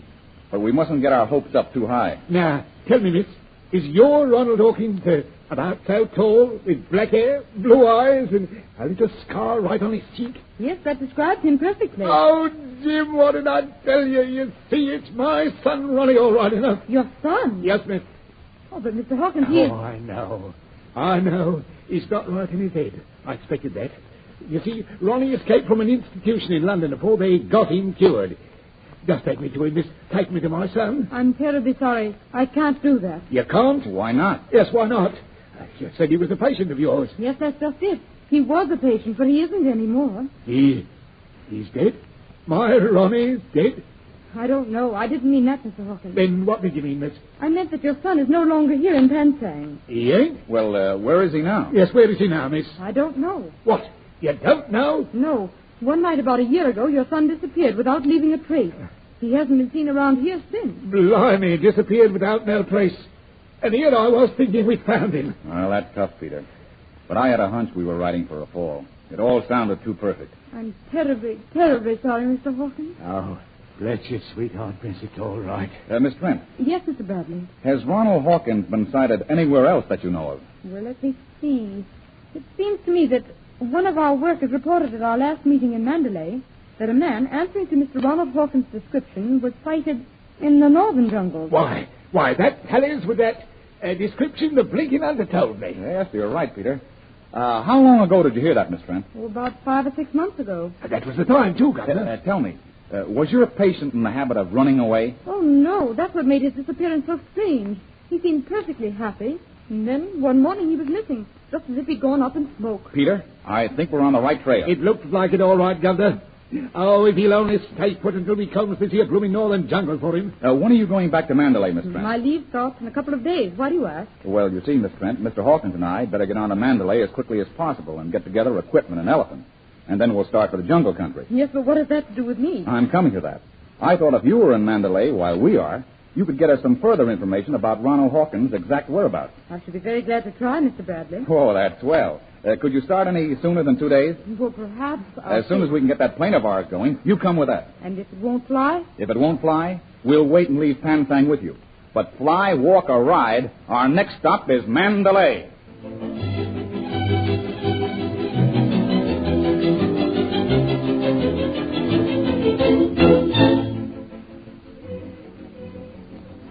Back in Shanghai, after failing to get an assignment from the American consulate, Shanghai Lil goes to see the Foreign Relations Office of the Chinese government. It is there we find her now talking with Secretary Kwang Fi. Well, Kwang Fi, how's tricks? If you mean, Mr. Brill, how is the Foreign Relations Department of the Diplomatic Office functioning? The answer is most efficiently. Which in everyday language is okay. Quite so. And with you? How am I functioning? Professionally, yes. That's just it. Professionally, I'm not functioning at all. I have often heard it said, let the tiger taste blood but once, and she will never again remain domesticated. Are you by any chance referring to me? Symbolically, of course, yes. I don't know that I like those kind of cracks, but this time I'll let it pass. I simply meant that since your great Secret Service work in breaking up the Purple Triangle, everything has become too tame. Am I right? Right as rain. I am very sorry, but that is one of crosses you must bear as a result of your entering the Secret Service. Well, I've borne this cross as long as I can. What do you intend to do? Get you to do something about it, Kwang. I am sorry, Mr. Brill. Now, hold everything. Don't start to give me the diplomatic bum's rush. It's just like you desk warmers. You refuse before you even try to see what you can do. None of us can do the impossible, Mr. Brill. Now, listen. I'm raring to tear into another assignment, and I aim to get it out of this office. One cannot obtain jade where no jade exists. Oh, there must be some work for me to do, Kwang. China's a big nation. She must need things done all the time. Why do you not see General Fuyang send? Don't you suppose I have? He says I've done enough for one agent for a while. I'm on leave of absence to rest. But I can't rest until I get to work. I'm afraid that you really have come to the wrong office, Miss Devrel. What do you mean? None of the immediate national business is handled here. This is the Foreign Affairs Department. Oh, I know that. That's why I came here, Kwang. I want a foreign assignment. I see. Since you have picked out the kind of assignment you want, I suppose you've also picked the country. That's right. It's India. India? What's wrong with that? There are lots of white women in India. Yes, of course. I was not thinking of that. What were you thinking of? Mr. Vrell, if you were given an assignment to India, when could you leave? Listen, Kwang, you give me the assignment and I'll catch the train right this minute. Sit down again, please. There is no immediate hurry. Oh, but you do think there's a chance of me being sent there soon? That I cannot promise. But if you are willing to take a chance... Chance is my middle name. What have you got in mind? Mr. Vrell, come back to this office at 4 o'clock, and I may have something to say to you.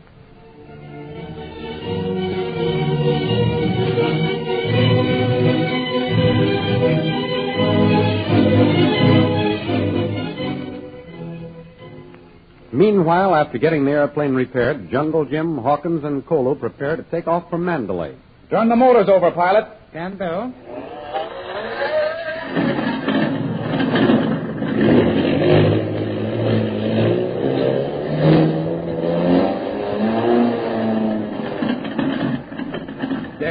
That's music to my ears, I can tell you, Governor. Now, I only hope we get this bus out of here. Well, if the pilot says there's enough room, I guess that settles that. Now, let's see. We haven't left anything around, have we, Peter? Not as I can see, Jim. Everything's right at the pivot. All right, pilot. Let's get on our way. Hey, wait half a moment, Jim. Miss Trent ain't here yet. Peter, every moment we've been forced to hang around here has been that much time wasted from our search. Yes, but we need Miss Trent's help to find Ronnie. Her help would be appreciated, Peter, but we can't run our schedule to her whim. Oh, I'd say, Jim. All ready, pilot? Okay, get in, Kolo. You next, Peter. I suppose I'd better... You might... Jim! Yes? Look, here comes Miss Trent now. On you, sit up. Hurry up a bit, miss, hurry up. Oh, I'm so sorry, Mr. Bradley, but just I was starting out. A woman came in from the hill country with a sick baby. Oh, another minute. You've been too late, Miss Trent. Come here, get in here, miss. I'll give you a heads up. Come on. Thanks, Mr. Hawkins. That's all right. All set, folks? Here we go for Mandalay. Pilot, give her the gun.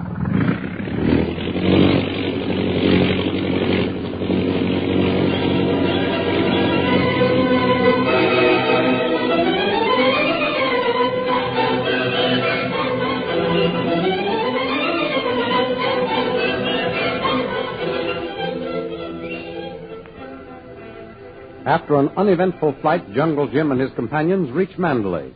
While Myra Trent goes to check up on the mission worker who last saw the missing Ronald Hawkins, Jim and Peter see about gathering equipment. We find them now interviewing a Dutch outfitter. Yeah. Well, gentlemen, what sort of equipment do you want me to provide? Well, we want 3 or 4 elephants and boys to handle them. Yeah. Plenty of ammunition for rifles and pistols and food for about 3 months. Yeah. And a trustworthy guide to take us into the jungles of Upper Burma. Yeah, I see. How about clothes, Governor? Our personal equipment we'll pick up here in the stores, Peter. Well, my friend, what do you say? Can you furnish all that? Well, I have been outfitting safaris for 20 years. Excuse me, but I didn't catch the gentleman's name. Who am I to bill for this equipment? Make it out to James Bradley. Bradley? Jungle Jim Bradley? Yes, why? Oh, I have heard of you already, Mr. Bradley. Blimey, you're famous, Governor. I should be most happy to serve Mr. Bradley and... My name's Hawkins. And Mr. Hawkins. But I'm afraid it will be rather difficult to fill your order. Difficult? Why, you just said you've been outfitting safaris for 20 years. What's so difficult about our order? Yeah. But you see, gentlemen, the elephants are very scarce this time of year. And then besides, my boys don't like to go into the upper jungles and all. You mean to say you won't furnish us with this equipment? I am so sorry, but I will be unable to do so. Say, listen here. Good day, gentlemen. Say, it's not like agents to turn down money. No, it ain't, Governor. Less if I can understand why he refused. Yeah. And we can't get a native boy to work for us either. What's up? Peter, we're being boycotted. Boycotted? Yep. Somebody's got it in for us. And I think I know who it is. Who, Governor? The one man who knew our plan. That Indian hunter of yours. What, Bhutan? Oh, crikey, Jim, Bhutan's all right. Didn't he tell me about my son being in India? Yes, but then he shifted his story for some reason or other. I tell you, Peter, we've got to keep our eyes open every minute from now on.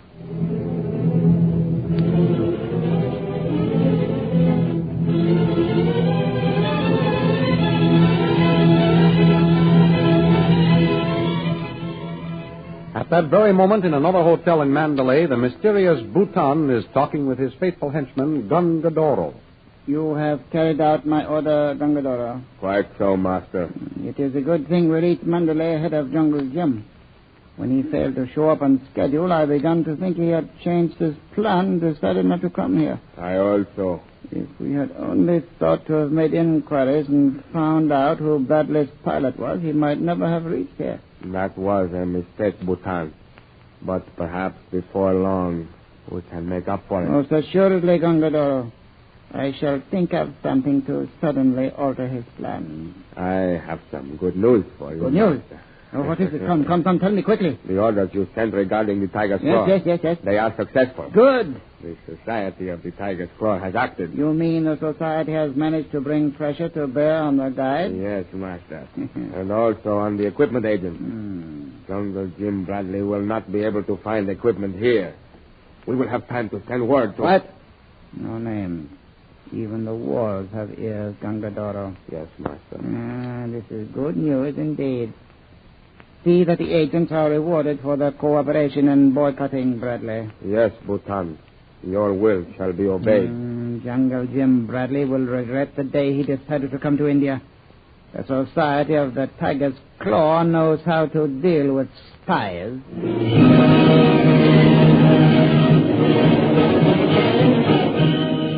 What has Jungle Jim done to incur the enmity of the Society of the Tiger's Claw? The adventures you have just heard dramatized will be shown in full-color action pictures in the Comic Weekly. The big Comic Weekly distributed with your Hearst Sunday newspaper everywhere. In the world's greatest supplement of humor and adventure, the Comic Weekly, you will find all the famous characters who live in the world of color pictures. There's the Little King, bringing up Father, the Katzenjammer Kid, Toots and Casper, Barney Google, Flash Gordon, and many, many others. See all these famous characters in your copy of next Sunday's Comic Weekly. And don't forget our date next week, same time, same station, for a continuation of the adventures of Jungle Jim.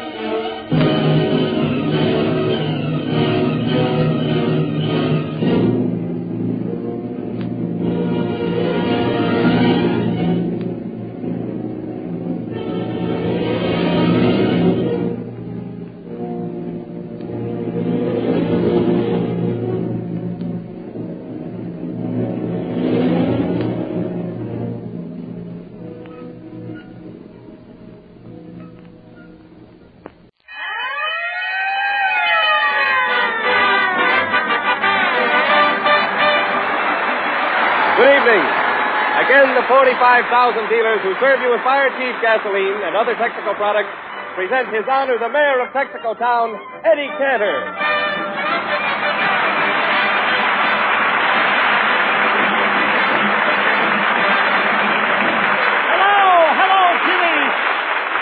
Yeah? Jimmy, look at the crowd out front. Who are those people? Eddie, that's the Citizens Committee. They came here to welcome you back.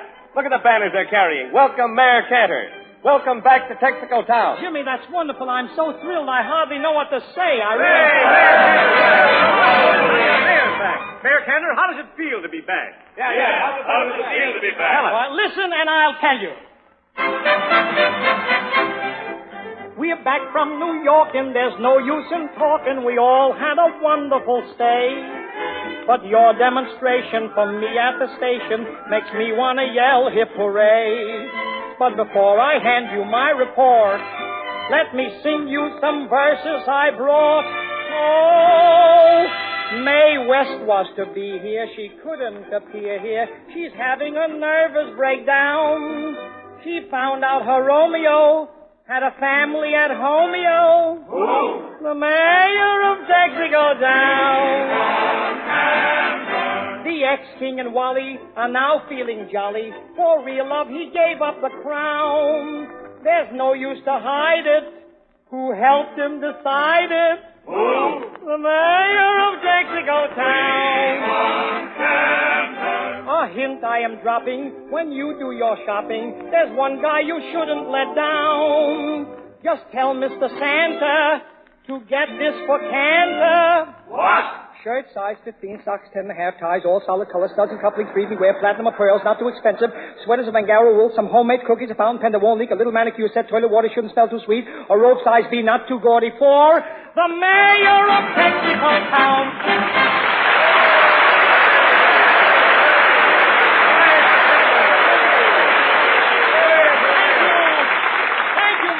I thank you. And did you enjoy your trip? Tell us about New York. Oh, there's only one New York, and do they make improvements every day. I remember years ago, you'd go into the subway, it was so crowded, you'd have to hang on to a strap, but not now. Now you never get a chance for the strap. They knock you right down, I'm telling you. And I sat there, by accident, I got a seat. I sat there reading a newspaper, and the guy gave me the darndest wallop in the jaw. I said, say, mister. He says, what's the idea of turning the page before I finish reading it? I finally started to take out a taxi cab, you know. And as we were crossing Fifth Avenue in the taxi cab, there was Jack Renard. He started across the street, and the taxi driver almost run him over. The taxi driver said to Renard, hey, why don't you look where you're going? Renard says, why don't you drive around me? And the taxi driver says, what, and run out of gas? That's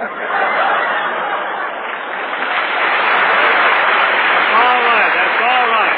You know something, Mayor? You must have had some experiences in New York. Well, all I can say... Wait a minute, Eddie. Why don't you let me say something? Jimmy, I forgot all about you. Where have you been? Well, I've been standing here all this time without saying a word. No wonder I didn't recognize you. You had your mouth shut. Listen, Eddie, I think I'm entitled to say a few words. After all, I was a big hit in New York. Jimmy, if you were such a big hit, why is it that when I left, over 100,000 people came down to the station to say goodbye? Yeah? Well, to tell you the truth, the people came down to see me off. Yeah? And did I have a time getting away from them? Mm-hmm. I had to jump over a trunk and run up the stairs, scale over a roof, and climb down a pole. Can you picture that? Yes, some picture. Tarzan escapes. Attaboy, Mayor, attaboy. That's telling them. Go on, Eddie, you're just jealous. If I wasn't so popular, why did you bring me back with you? Jimmy, my wife insisted on it. Yeah? Look at the wire that Ida sent me. Look. Read it to me. What'd she say? She said, Dear Eddie, broke the heel on my shoe. Can't replace it here. Please bring back the lowest heel you can find. So you see, Jimmy? Mayor Cantor. Yes? I'm the spokesman for the Citizens Committee, and we'd like to give you a little present, but don't know what to get. Well, there's nothing I really need. I've got everything, but I just came from the train. Right now I'm a bit hungry and would like a sandwich. Oh, for that matter, a piece of bread and butter. A piece of bread and butter? Yeah. Here you are, Mayor. Say, wait a minute. You just gave me a can of Fire Chief gasoline. It may be Fire Chief to everybody else, but it's bread and butter to you, Cantor. Oh.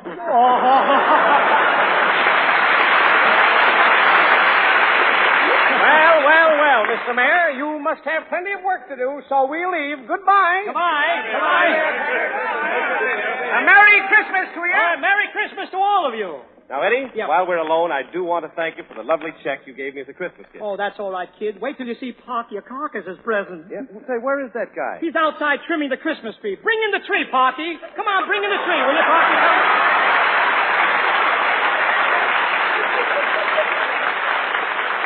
Carcass, listen, I asked you to trim the tree, and look, you took all the branches off. Yeah, I trimmed the tree like you trimmed me. What do you mean I trimmed you? A fine Christmas present you give me.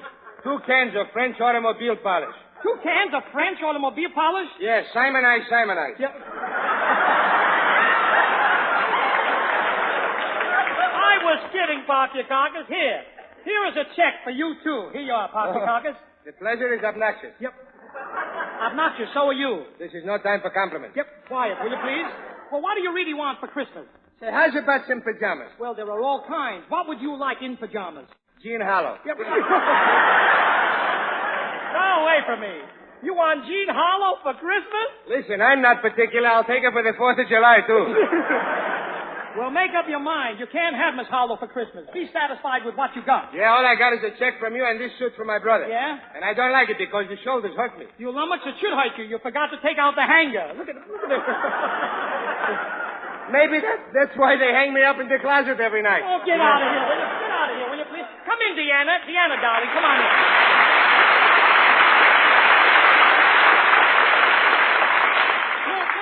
I'm so thrilled with the check you sent to my house. Oh, you deserve it, honey. Thank you. But I don't know what sort of a present to give you. Deanna, you might give me something in gold. In gold? What? Well, let's hear that golden voice of yours, and that's present enough for all of us. Go ahead and sing.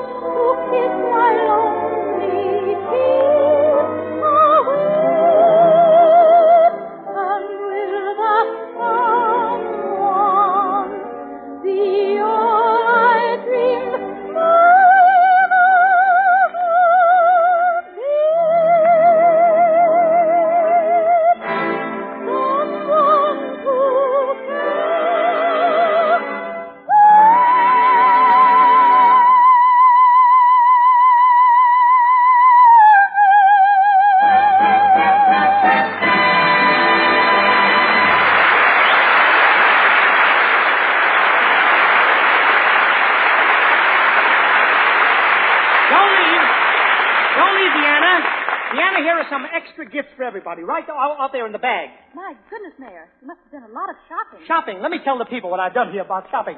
I want to tell you, ladies and gentlemen, you know, Thanksgiving, the football season usually ends around Thanksgiving. That is, they don't play in the stadium anymore. Then he starts playing in the department store. I want to tell you something. I spent the best years of my life in May's department store yesterday. You don't know what goes on there. The hours are from 9 to 6. You get your package at 9 and you get your change at 6. Oh, the pushing, the crowding, the shoving. I went to the silk counter to get 20 yards of silk for Mrs. Cantor. That's where I was tackled, on the 20-yard line. Oh. And then finally I got my stuff and I went over to the toy department. I was standing in the toy department and a little kid was in his mother's arms, stuck his finger in my eye. I hollered, ouch! And the kid says, Mama, get me that Popeye. It squeaks. And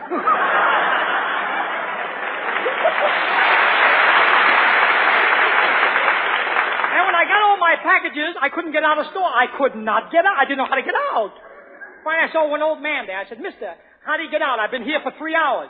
He says, 3 hours? I've been here since November the 4th. He said, I don't even know who's been elected. Then I found a place. I sneaked through a basement, finally got to the revolving doors, and as I started to push the revolving doors, the lady said to me, Sonny, don't push the door so hard. I turned to her. I said, Sonny, says I. I said, Madam, I'm the father of 5 daughters. She said, what? I said, I'm the father of 5 daughters. She said, will you repeat that? I said, not if I can help it.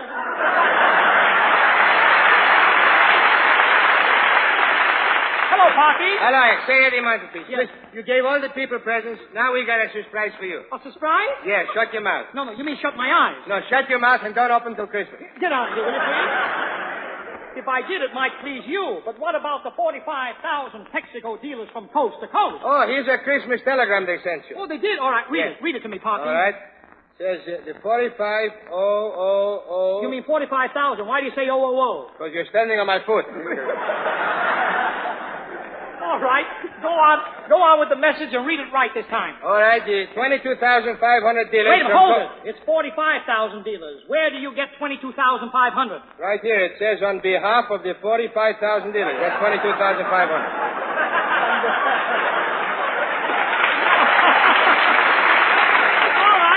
All right, go ahead and read the message. Go on. On behalf of the 45,000 Texaco dealers, we send our sourest fish and potatoes. Sourest fish and potatoes? Yeah, where does it say that? Can't you read right here? Right here. It says sincerest felicitations, sourest fish and potatoes. Get out of here. Get out of here and learn to talk English. What, and lose my job on this program? Jimmy,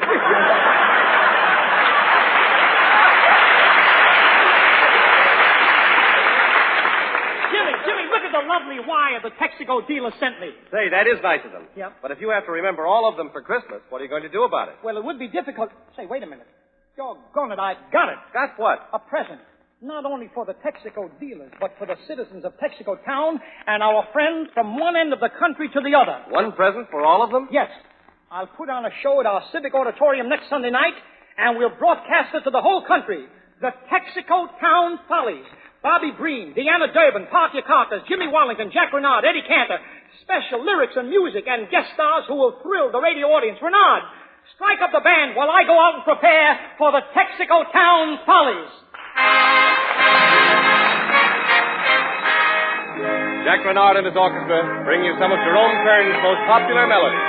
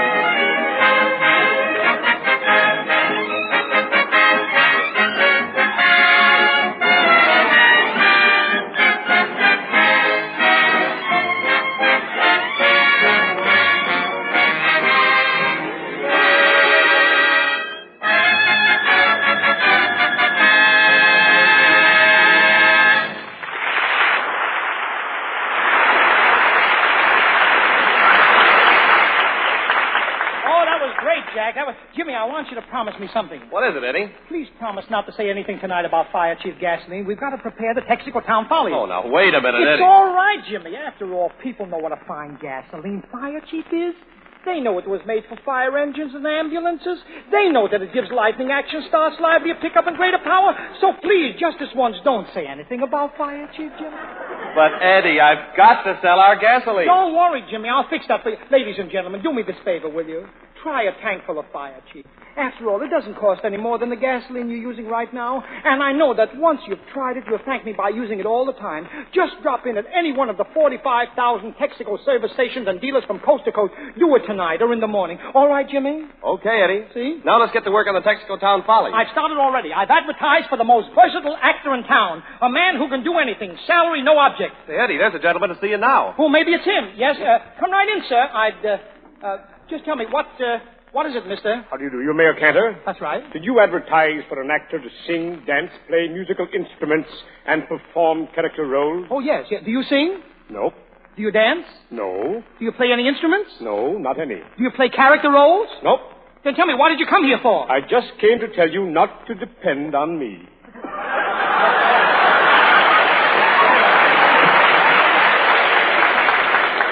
Oh, out. Come here, Renard. Will you please, Renard? What is it, Eddie? Look, someplace in the Texaco Town Follies, I want to do a song like... Like what? Like Did You Mean It?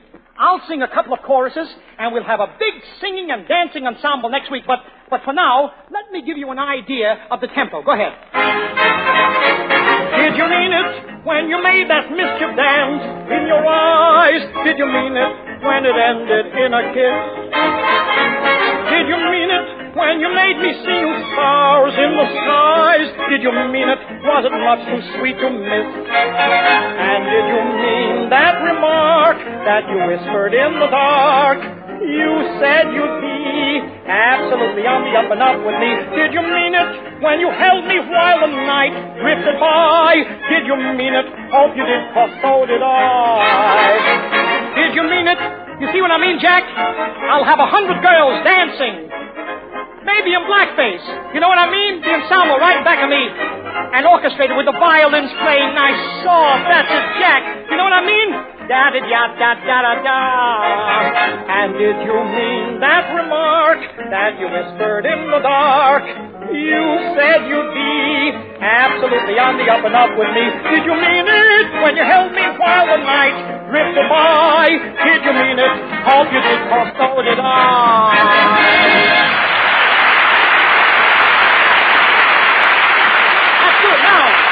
You see, Jack, when I do a song something like this next week, I'll work in blackface. We'll have the entire company in back of me. Oh, we'll really go to town. But right now, Jimmy, look, I think we ought to rehearse something for the children, for next week, and for the grown-ups, too. Well, Eddie, how about Little Red Riding Hood? Oh, it's been done, but maybe we can give it a little bit of a different twist. Say, if you're going to do Red Riding Hood, let me play the grandmother. Yeah, why? Well, she got it pretty short. She stays in bed all the time. Yeah? You know, she stays in bed on 2 French mattresses. What? 2 French mattresses? Yes, Simmons. Yep. Get out of here. Simmons. I suppose she eats French fish. Salmon. Get away from me. No, but she wears French underwear. Shimmy. Get away from me. A grandma with French underwear.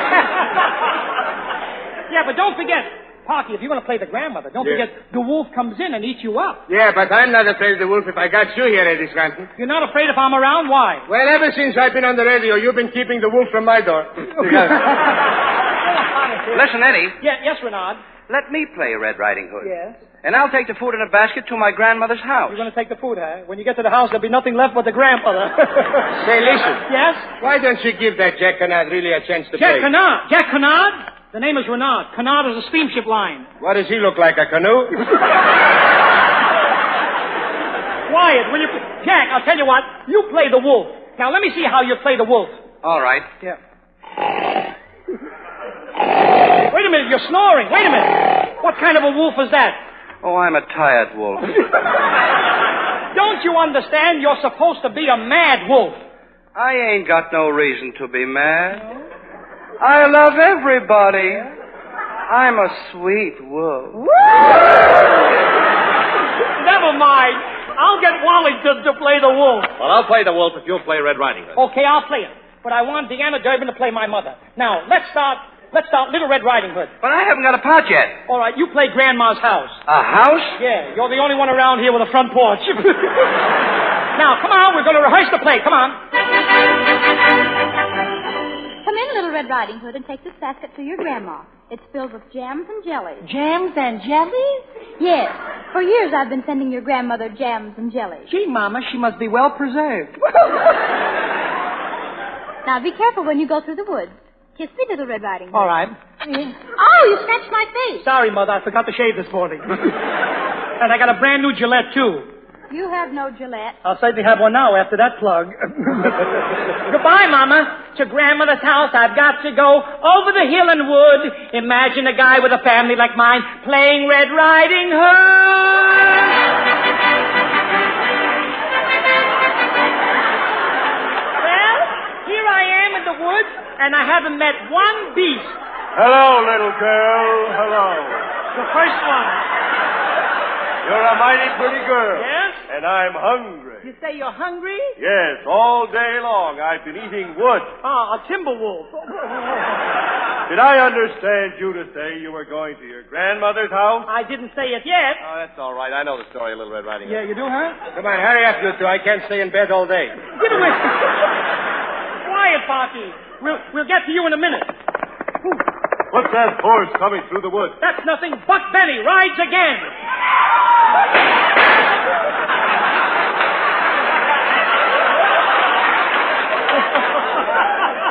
Well, so long, Little Red Riding Hood. So long. I'm going to your grandmother's house. Yeah? I'll see you later. Wallington, are you an actor? Grandma! Oh, Grandma! Really? Wait a minute, Renan, what are you doing? Well, I'm supposed to be the house. Yeah? And somebody left the door open. Yeah, but what is that wee? What is that wee business? Well, that's the wind going through the house. Get away. Ooh! What are you hitting me in the stomach for? Quiet, I'm slamming the door. Can't you see that?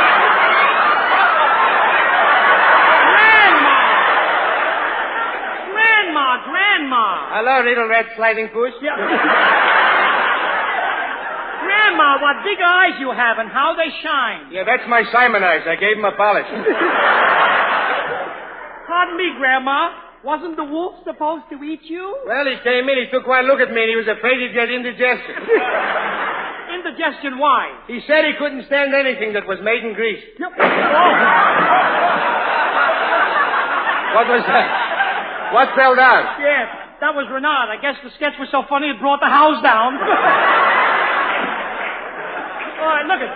Parky, look it. We can't do a thing like this in the Texaco Town Follies. The whole thing is too crazy. Say, how's about it if I would sing about the movie stars? Wait a minute. You're a singer? I could sing as good as that 25-cent singer. Which 25-cent singer? Lawrence Stubitz. Yep. Renard, brush yourself off and give him a little music, will you? Since I met Greta Garbo, she don't want to be alone. I gave the air to Dietrich and Simone. Not Simone. Jean Harlow says I'm heaven. Mae West is always on my phone. Joan Crawford tried to date me because I got so much tone. They send me presents. No. They pay for every meal. Can I help it? Can you help what? If I was born with sex appeal. You'll never go to heaven lying this way out loud. Who wants to go to heaven? You can't park your carcass on a cloud.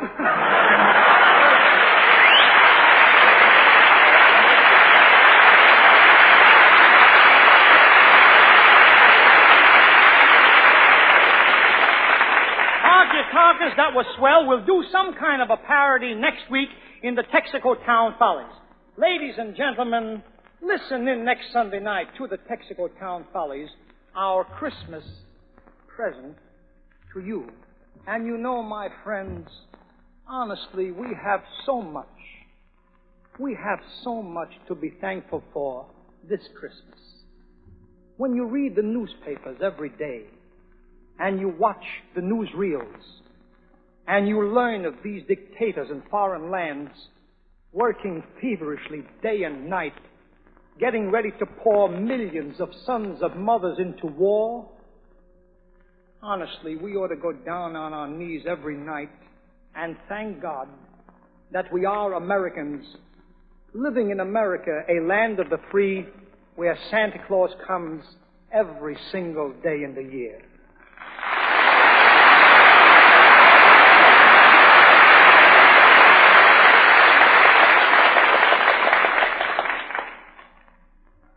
I saw one of the nicest demonstrations of the Christmas spirit last Wednesday night in Chicago when I played at the Chicago Stadium for their Christmas fund. 25,000 people crowded in the stadium so that they might help someone who is not able to help himself.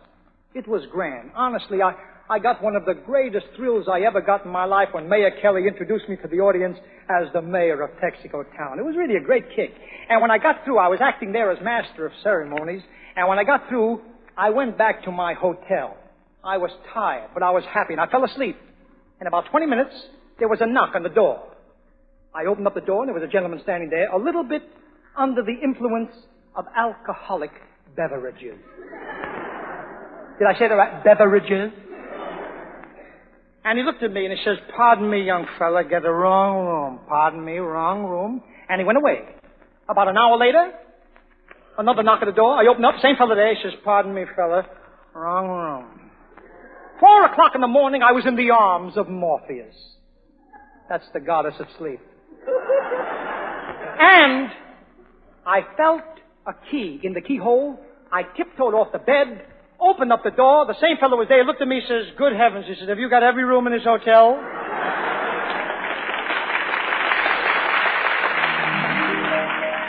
I love to spend each Sunday with you. As friend to friend, I'm sorry it's true.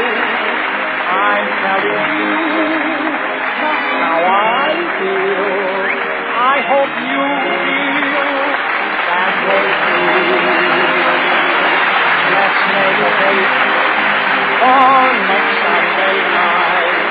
I'm here to stay till be my delight. Good night.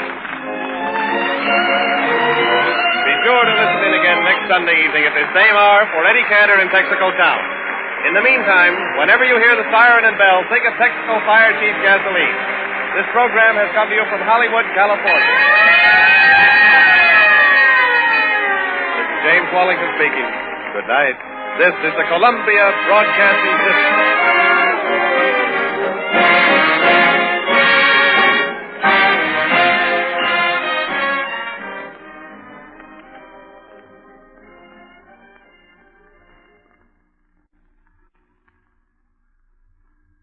Nine p.m. BULOVA, Boulevard Watch Time, WABC, New York. Cavalcade of America, presented by DuPont.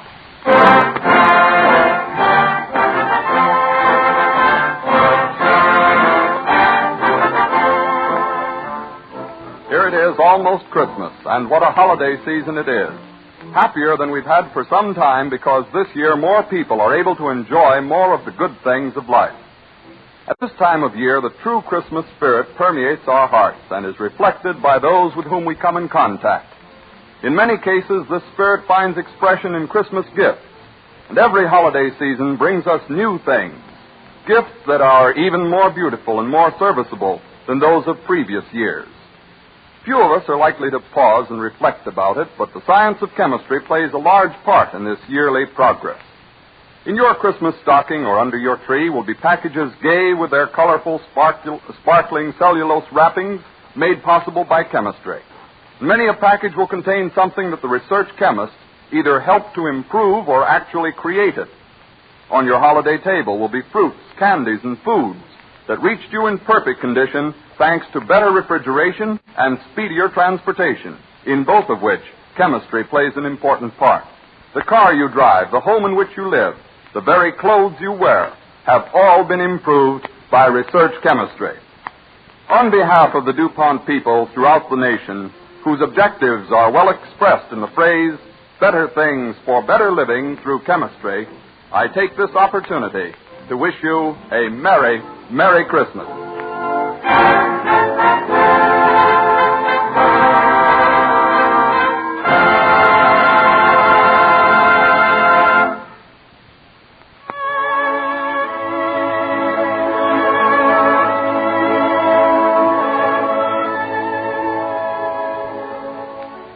This evening, the Cavalcade of America pays tribute to one of the most beloved women of all time, Madame Ernestine Shumann-Heink, a great artist and a great humanitarian. The part of Madame Shumann-Heink will be sung by Helen Oldheim, prima donna contralto of the Metropolitan Opera Company, and played by Jeanette Nolan. The orchestra is under the direction of Don Voorhees.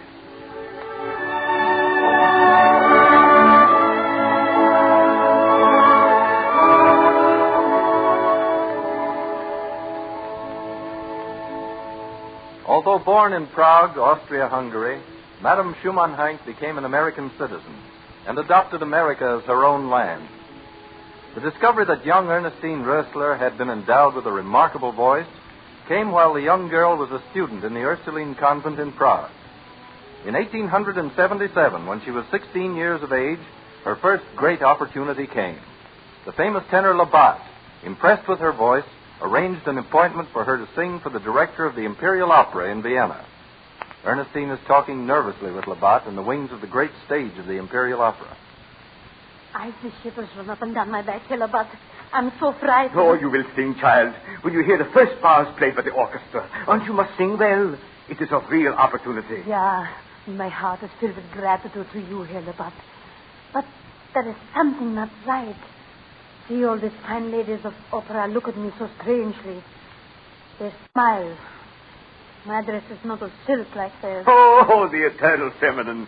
Forget your dress, child. It is the voice, and the voice alone that matters. A great director like Herr Trauner will not notice your gown. Yet, if I had thought, I would have suggested a new one. But then I couldn't have come to Vienna. My father has a large family to support with only a major's pay. It was his friend, the rich Field Marshal Benedict, who gave me 50 gulden for the journey. Never could I have bought a silk dress, too. Oh, it will not matter. Ah, the director signals. Courage, child. Forget this great opera house. Forget everything and sing from your heart. After your song is ended, you shall talk with the director.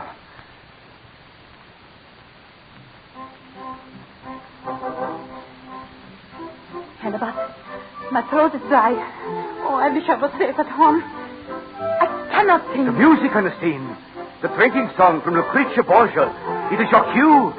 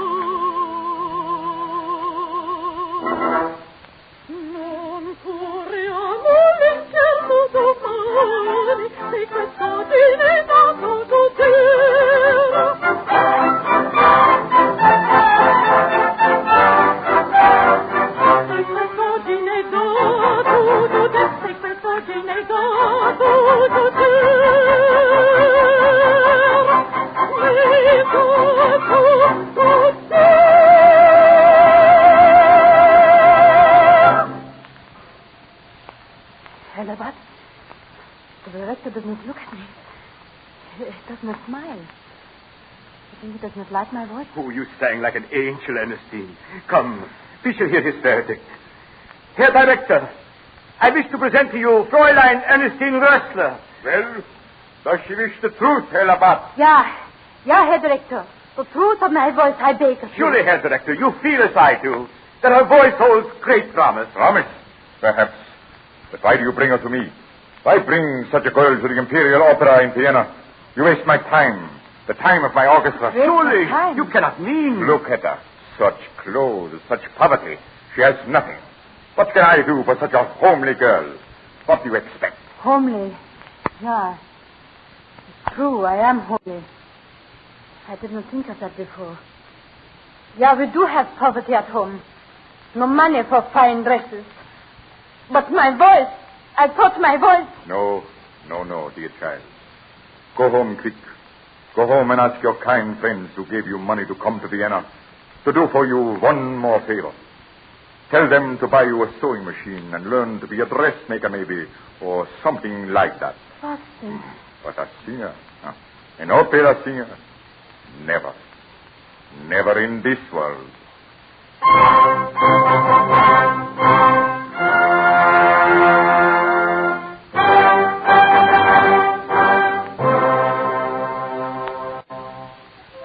But within a few months, a second opportunity came. Ernestine Rössler was invited to sing for the director of the Dresden Royal Opera. And this time she was engaged at a small salary. Then followed years of hard work, singing small parts, first in Dresden and then in Hamburg. Next, her marriage to Heink, the birth of her first 4 children, the difficulty her husband had to support his family, and then the difference in their temperaments, their agreement to separate. And the prospect of a leading operatic role was growing dimmer with every passing year. For the prima donna of the Hamburg Opera, Madame Goetze, was a contralto like Ernestine Heink and a bitter rival of her young potential competitor. One night at the Hamburg Opera, a half hour before the curtain was to rise on Carmen, with Ernestine singing the small part of Mercedes, her friend and fellow singer Marie Kauer burst excitedly into the dressing room. Ernestine, have you heard? Marie, you're red in the face. Have I heard what? Oh, such confusion, such a battle. Our high and mighty prima donna has had another quarrel with Pollini, and she has this minute left the opera house. Nine, it means nothing. She will come back. She always does. No, this time it seems serious. And who will sing Carmen? I tell you she will come back. Each scene like this with Pollini, he enjoys. He admires her temperament, gives her another advance in pay. Yeah, but Ernestine, Pollini was truly in a rage. And she has gone, I tell you. And I tell you she will come back. Marie, you and I make a great mistake not flying into those rages like Goethe. I myself have many faults. First, I am homely. Not homely, Ernestine. Yeah, homely. They told me that years ago. And second, I learned all the parts like a goose. Big parts and little parts I learned. I shall be an old lady before I ever sing a big part. And the biggest fault of all, I do not tear the hair of everybody in the opera. A prima donna must do that as team. Enter. Ernestine, it is the director, Herr Pollini. Heink, can you sing Carmen? Carmen, did you say, Herr Director? Yeah. But certainly. Can you sing Carmen tonight in half an hour, I mean? Tonight? Oh, yeah, tonight or any other night, Herr Director. Did you ever study Carmen? With my teacher when I was a girl, I studied it by ear. By ear, did you say? But I have watched every Carmen, Herr Director. I tell you, I shall sing Carmen tonight, or I shall die on that stage. Such trouble. Well, make ready, Heink, make ready. Find a costume. There's no one else. You must sing it.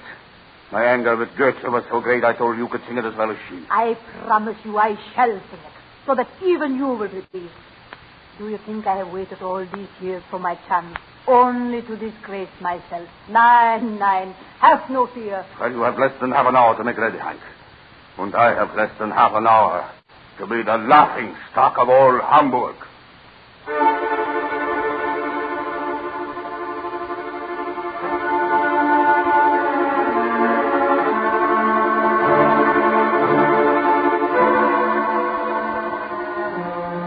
In borrowed clothes, a skirt too long, shoes too tight, Ernestine Heink sang Carmen for the first time and without a single rehearsal.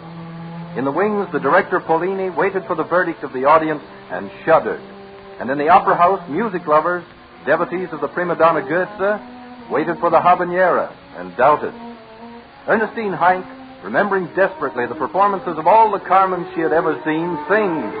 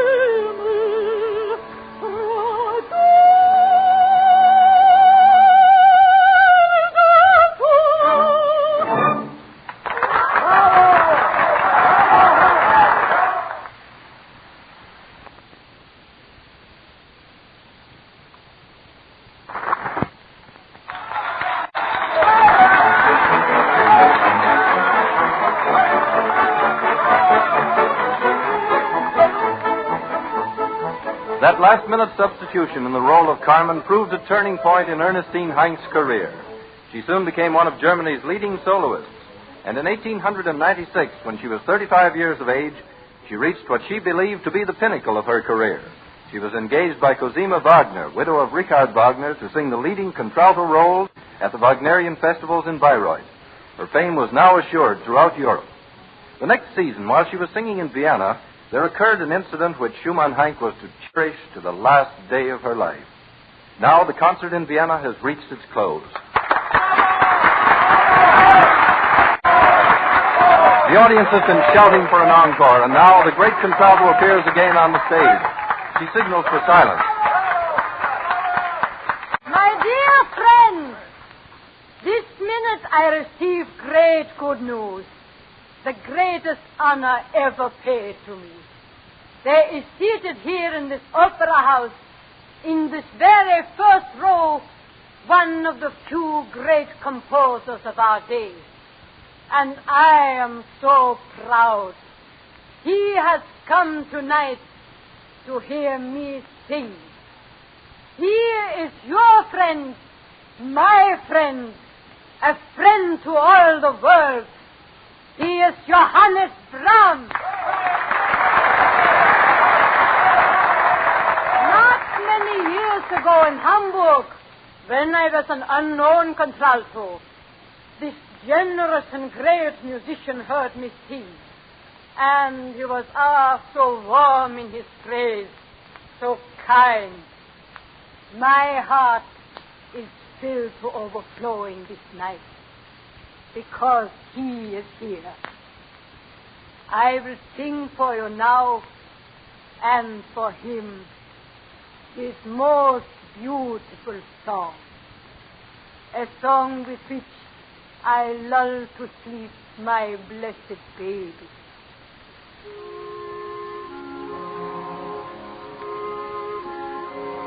Guten Abend, guten Nacht, mit Rosen bedacht, mit Näglein bestickt, Klosen verdichtet,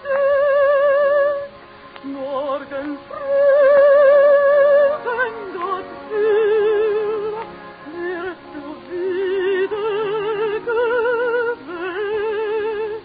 Morgen früh, wenn Gott will, wirst du wieder gewählt.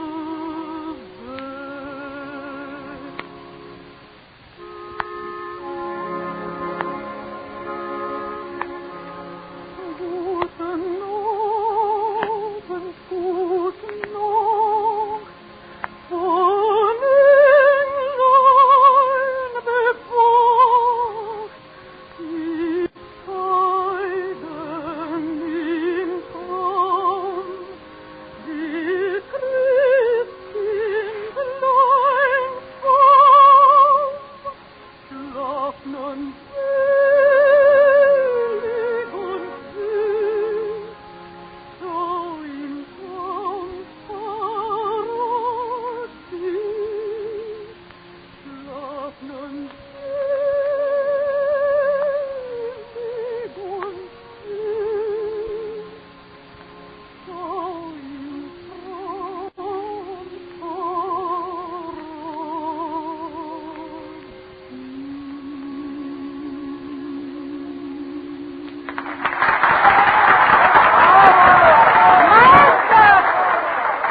Master, will you honor me and come here to the stage? The applause, it is all for you, for your wonderful lullabies. I am an old man. My voice will not be heard in this large house. I have not many years to remain on this earth, but I shall depart in peace. Tonight, I have heard my lullaby sung as I always dreamed it should be sung. Dear Heink, will you sing it after I am gone, so the world will not forget me and my music too quickly.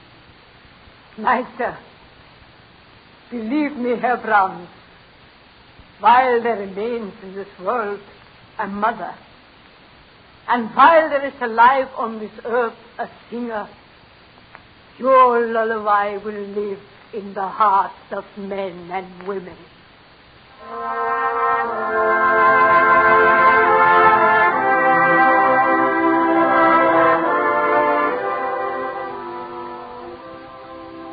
In 1898, Shumann-Heink signed a contract with Maurice Grau, impresario of the Metropolitan Opera in New York, and with her second husband, the actor-manager Paul Schumann, she set sail for the New World, America.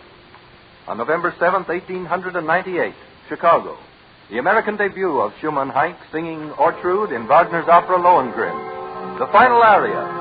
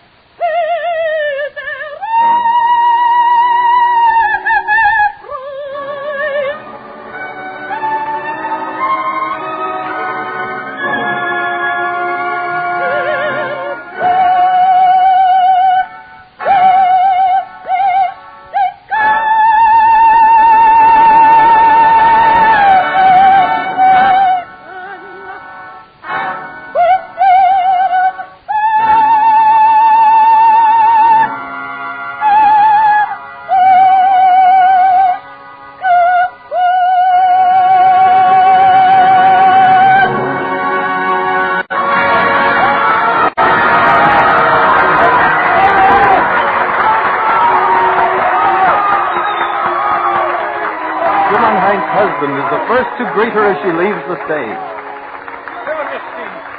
Ernestine, Liebchen. Oh, you are a beautiful voice. The people are still shouting for you. Oh, when the times of the curtain was upon me. Yeah. When the times, my heart is filled with happiness. Yeah. Oh, do you hear that? Yeah, I do not understand. Oh, they're hitting me. Oh, it cannot be. This America is a strange land, but surely they would not first applaud and then hiss you. Okay. They are hissing. Herr Grau is coming. We shall ask him what this means. Oh, God. You are wonderful.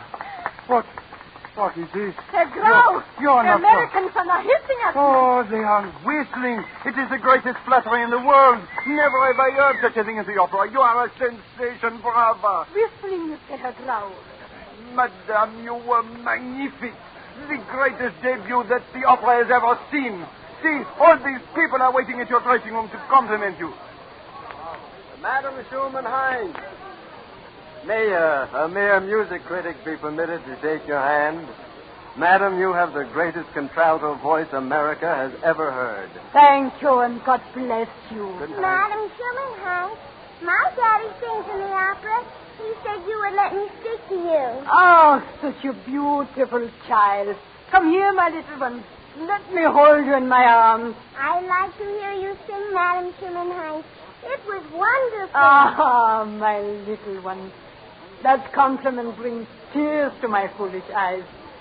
See, Paul, you shouldn't like our little Lotta. Yeah. Who is Lottie, Madam Shumann-Heink? My darling little girl who is with her grossmutter in Germany. Well, my daddy told me to stay only 1 minute. Good night, Madam Shumann-Heink. Good Nacht, and God bless you, my child. Half the city of Chicago wants to congratulate you. Are you too tired? Shall I send them away? Nein, I'm never too tired. I wish I might clasp the hand of every man, woman, and child in America. I feel deep down in my heart, Herr Grau, that every American is my friend. Ah, I will love America.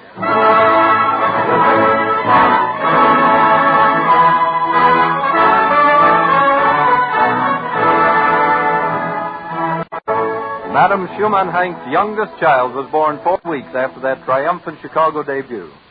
In New York City a month later, Paul Schumann tiptoes into the sitting room of their hotel suite. His wife, the great prima donna, is rocking contentedly while she lulls her baby to sleep.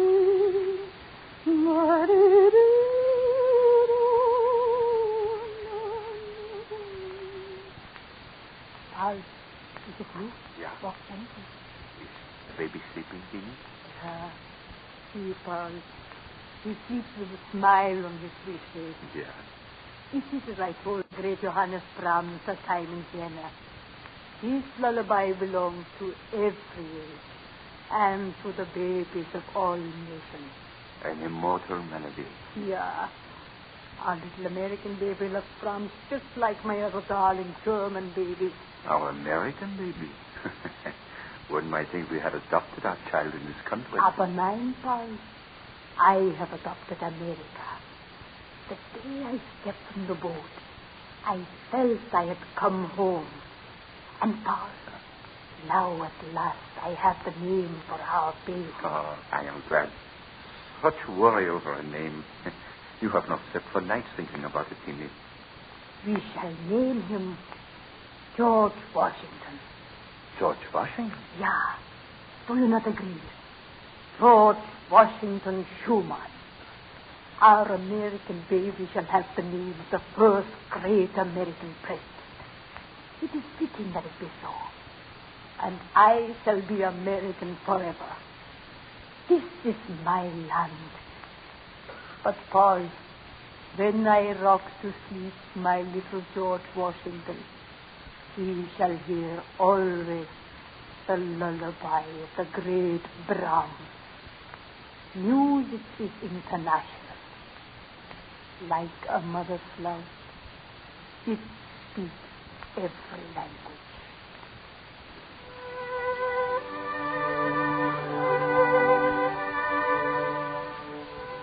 Madame Shumann-Heink was recognized everywhere, America, Europe, the Orient, as the world's foremost Wagnerian contralto. But to the American people, there are two simple songs which will always be identified with her name. One is Brahms' beautiful lullaby. The other is equally beloved. Shumann-Heink's presentation of this song has become one of the most cherished traditions of radio. On each Christmas Eve, Mother Shumann-Heink sang this song. Those who heard her will never forget the vibrant warmth of her voice. They felt her genuine love and sympathy for all mankind as she sang the beautiful Silent Night.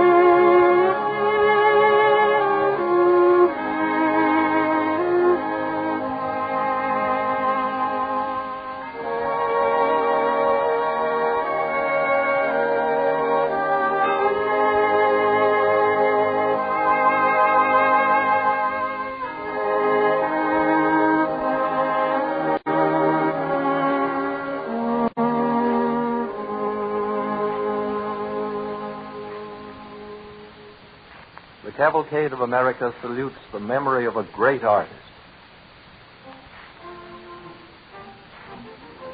Next week at the same time, DuPont will again present the Cavalcade of America. This is the Columbia Broadcasting System.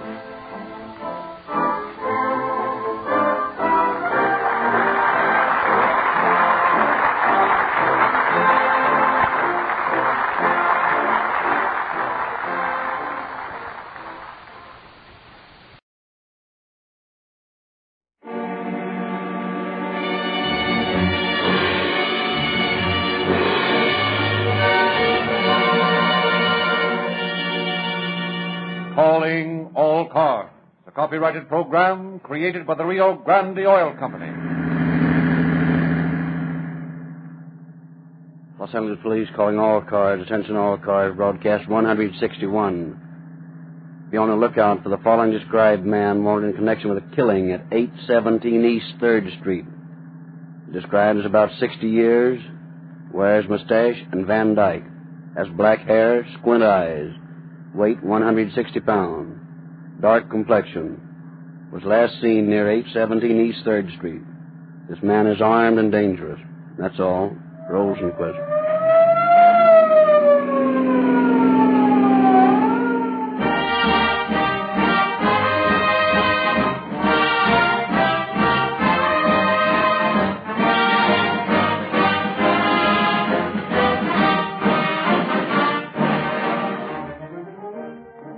As the buyer of approximately $100 worth of gasoline a year, you are naturally interested in getting the most for your gasoline money.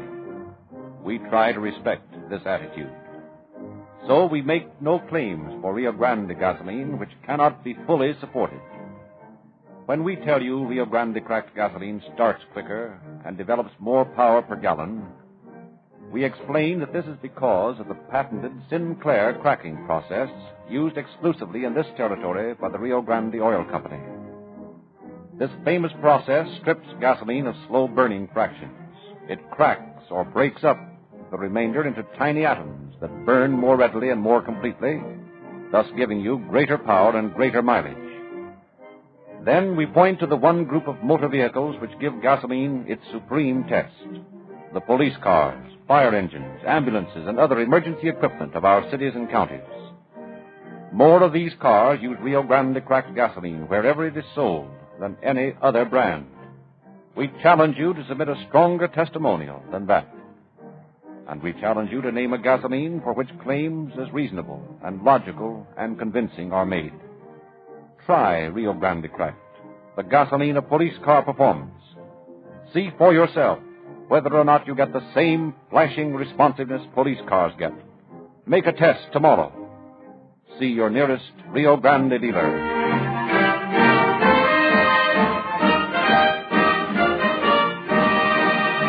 Once again, it is our pleasure to present Chief James E. Davis of the Los Angeles Police Department.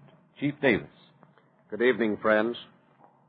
Tonight you will hear a story that illustrates in many ways the danger of allowing radical indigents to roam loose about the city. You will hear how one of your finest police officers lost his life because he was lenient and tried to give a suspect a break. The story of Isaac Wolfgang, alias Fred Edwards, is just one of the many cases we have of this same type, the only difference lying in the fact that he went a step too far and killed a man. In doing this, he made a mistake that brought the entire police force into sudden action and cost him man's most valuable possession, his life.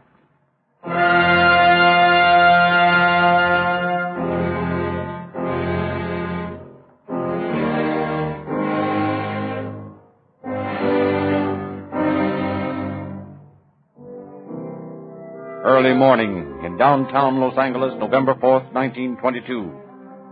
Merchant Fire Dispatch Officer H.A. Rude's attention is suddenly attracted by a cry of "Stop thief!" The sound of hard shoes pounding on the concrete sidewalk ahead of him. Looking up, he sees a man disappearing around the next corner at a dead run. Another man in pursuit.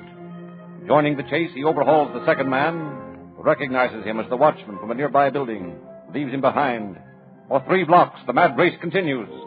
Then, at the corner of 3rd and Alameda Streets, Officer Oliver Dinsmore spots the fugitive, joins the strange pursuit. 2 blocks later, the 2 officers apprehend the breathless suspect and bring him to a halt. All right. Take it easy. Take it easy. I'll give it back. You're right there. You'll give it back. And that's not all. It's only 1 bottle of milk. That's all I got. I don't care whether it's 1 bottle of milk or the Bank of Italy. You stole it, didn't you? Yes. I only wanted to borrow it. Sure, I know how it is. How far did you chase this guy before I saw you, Harry? About 3 blocks, I think. Far enough, anyway. You see him take this milk? No, that old watchman down by the warehouse spotted him. I heard him yelling, and I joined in the pond. I see. Well, come on, let's take a walk down to the station. I think the desk sergeant can handle this. You're going to arrest me for just borrowing one bottle of milk? I told you I'd give it back. Sure, they all want to give it back after it's too late. Come on, get moving.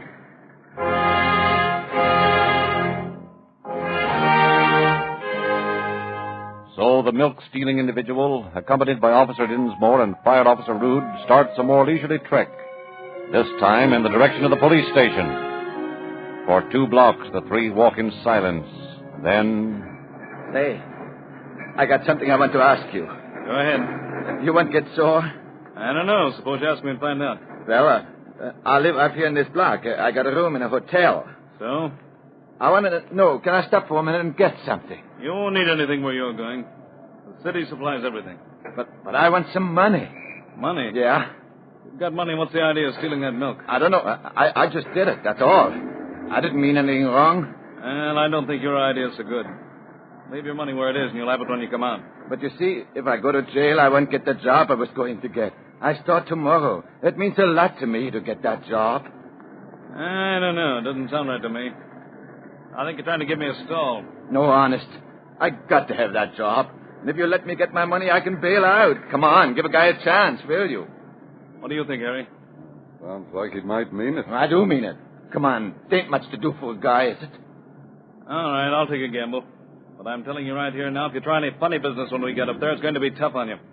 Because I won't play. There won't be any funny business. All I want is to get that dough. All right. Show me the hotel and we'll go up.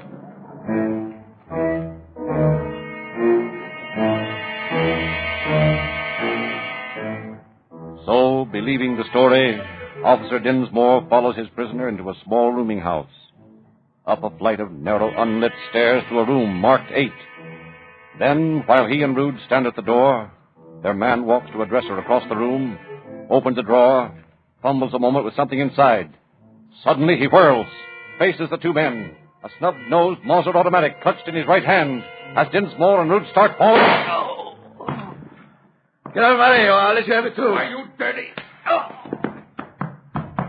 Hey, what's all the shooting? What's going on? Get out of me!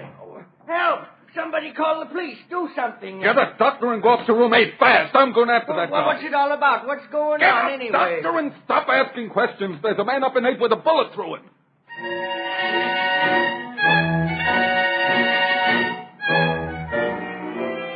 But when Rude reaches the street, there is no sign of a vicious gunman. And after a quick search, he returns to room 8, tries to stem the flow of blood from Officer Dinsmore's wound until the doctor arrives. Take it easy, Oliver. It's going to be all right. The doc will be here in a minute. Thanks, Harry. It burns. Say, I called the police. I guess that's about all I can do. But I seen him. I seen him running down the stairs. You know who he is? Yes, his name's Edwards. That's about all I know about him. Did you tell the police that? Oh, well, they didn't ask me. Anyway, I was too excited. I couldn't even think right. Yeah, that's fine. Now, listen. You'd better go down and stand by for the police. When they get here, bring them up on the run. Yeah. I'll stay here with Dinsmore. All right, I'll do that. Harry. Yeah. Can you imagine a guy doing that? Over a bottle of milk? Don't talk, Oliver. Just take it easy till the doc gets here. The doc can't do any good. I know. Oh, you're crazy, fella. Everything's going to be slick. All you got to do is relax. Yeah. Relax. The slug burning a hole inside of you. Just relax.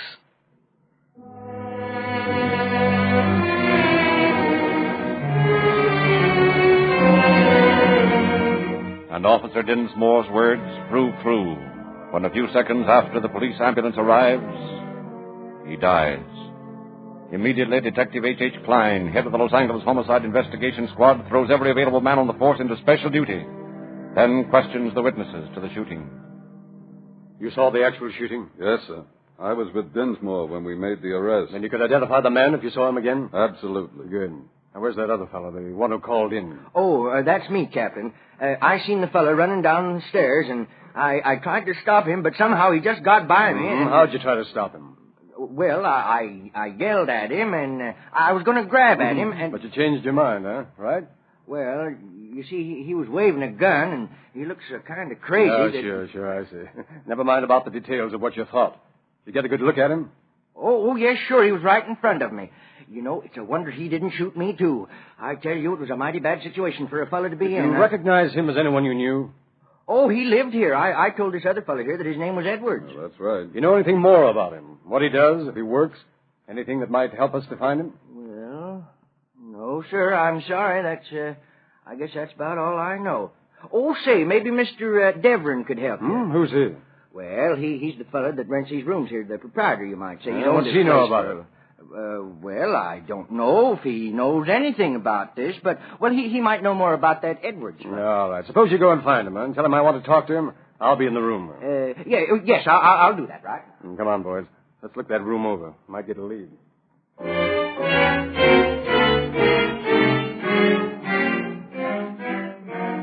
Accordingly, Detective Klein and his men proceed to the death room, begin a minute search of the killer's belongings. And in an old battered trunk in the closet, they find a surprise. Say, will you get a load of this? What's that? This bird must have been planning a revolution or something. Look in here. Looks like dynamite. It is dynamite. There's caps and fuses here to go with it. All right, Jim. Come on, gather it up and we'll take it in with us. All right. Well, I've got through everything but this desk here. Well. More and more, huh? You find some more? Not dynamite, but jewelry. Hey, this guy's no amateur, whoever he is. Hey. Pardon me, but if you want to talk to Mr. Devrin, he's here now. Oh, it's you again. All right, come on in. Yes, sir. This here is Mr. Devrin, the one I was telling you about. Oh, yes, I remember. How long have you had this man living here, Mr. Devrin? Well, quite some time. A month or even more, maybe. What do you know about him? He didn't associate much with me. I think he was working at some tree planting place. Do you remember the name of it? Well, I think it was the Wheeler Tree Planting Company. Only, I'm not sure whether it was tree planting or wrecking. One or the other. Of course, there's not much difference. What's that, sir? Never mind. It was merely a remark. Oh, say, Jim. Yes, sir? Get on the phone and see if you can locate a Wheeler Tree Planting Company in the city. And if you don't find that, try under wrecking companies. Let me know as soon as you can. Yes, sir. I'll get right on it. Now, if you could give me a description of this Edwards. I have a general one already, but maybe you could make it clearer.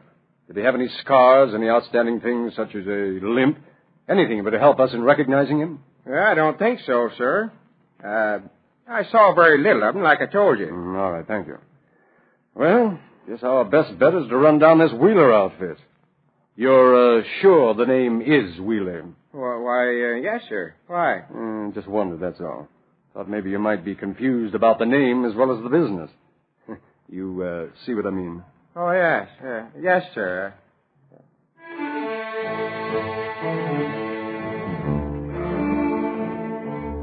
A search of the telephone book reveals a Wheeler Wrecking Company at an address on Moneta Street.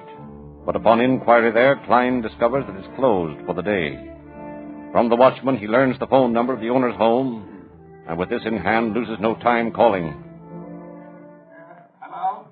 Is this Mr. Wheeler? Yes? This is Klein of the Los Angeles Police. Yes? I understand you have a man by the name of Edwards working for you. That right? Edwards? Yes, I have a Fred Edwards who does some work for me. When did you last see him, Mr. Wheeler? About 20 minutes ago, maybe less. He was there 20 minutes ago? Yes. What's all this about, anyway? Well, I haven't time to explain now, Mr. Wheeler. Just stay where you are until I get out there, will you? Yes, of course, if you say so, but... What's the address out there? Well, 2720 Hoover. 2720 Hoover. Good. I'll be out there in 5 minutes. And please, Mr. Wheeler, this is a matter of great importance. If Edwards comes back, stall him. Make some excuse, but don't tell him of this call. You understand? Yes, sir, I guess I do. Good. Now, don't let anything slip.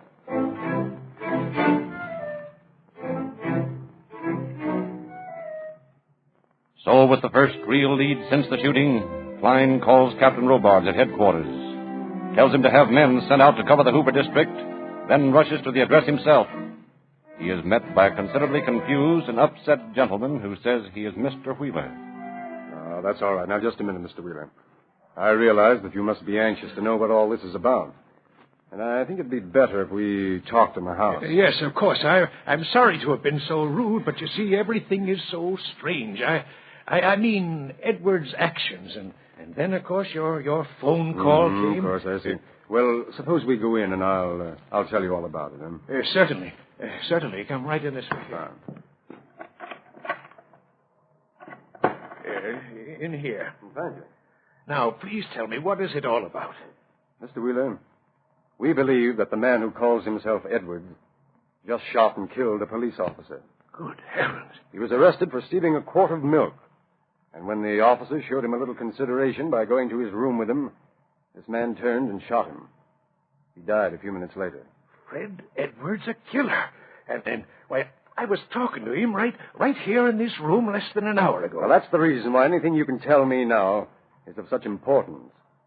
What did he say when you talked to him? Well, he came in and he was very excited. He said he'd been in a little fight. Was he bunged up? Yes, he was. He had several small cuts and bruises on his face. Go ahead, Mr. Wheeler. Well, he said he'd been in a fight and that he needed some money for a doctor. Did you give him any? Yes, I owed him $15 in wages, and I gave him that. Cash or check? Cash. Well, that's too bad. Well, what did he do then? And he said he was going to a doctor's and that he'd be back tomorrow. Well, I guess he won't be back now. No, not voluntarily. Now, Mr. Wheeler, will you tell me what he was wearing? And give me as complete a description as you can. Of course. Now, let me see. As I remember, he had on a blue shirt, and it was open at the neck, and he had a dark suit. I think the coat sleeve was torn. Yes, it was, the right one. Well, that's good for identification. Yeah, now let me see. He was a dark-complexioned man, and he wore a mustache and a Van Dyke, and his eyes were sort of squinty, and he looked out from under.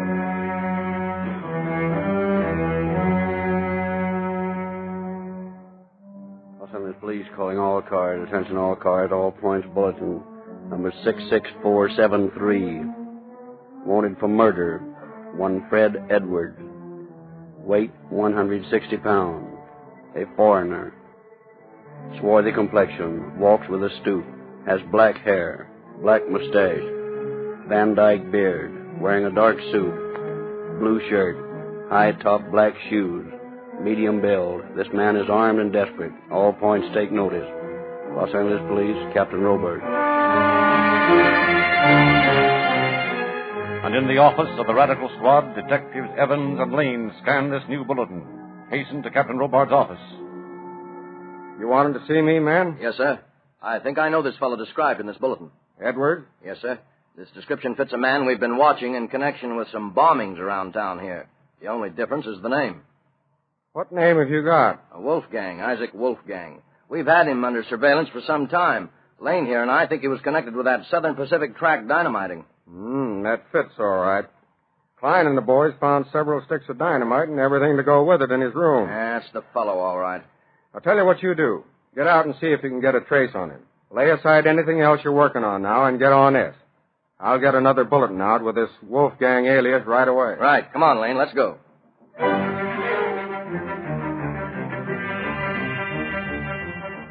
So efficient wheels of the law's machinery turn faster. Draw the net tighter and tighter about fugitive Fred Edwards, alias Isaac Wolfgang. Every patrolman in the city scans passers-by. On the alert for a man answering the description provided on Bulletin 66473, wanted for murder. Wanted for murder. Fred Edwards, alias Isaac Wolfgang. Description is followed. In every hotel and rooming house in Los Angeles, plainclothes men look through registers. You know a man answering this description? Let me look. No, think not. Let's have a look at your register. Sure, help yourself. Let's see, Edison, Effie. There ain't no Edwards there, no Wolfgangs either. Yeah, I know. Only I'm looking at every name in this book just the same. I'll see, Ellington, Andrews. At bus stations, train terminals. Wait a minute, buddy. What's the matter? What's your name? What's it to you? Now, listen, I don't want to play any games. What's your name? Oh, you're a cop, huh? Well, the name is Smith, believe it or not. You got identification on you? Sure, I've worked in this bus station for 15 years. Okay, we'll go over and see if they know you. If they do, it's okay with me. Come on, let's move.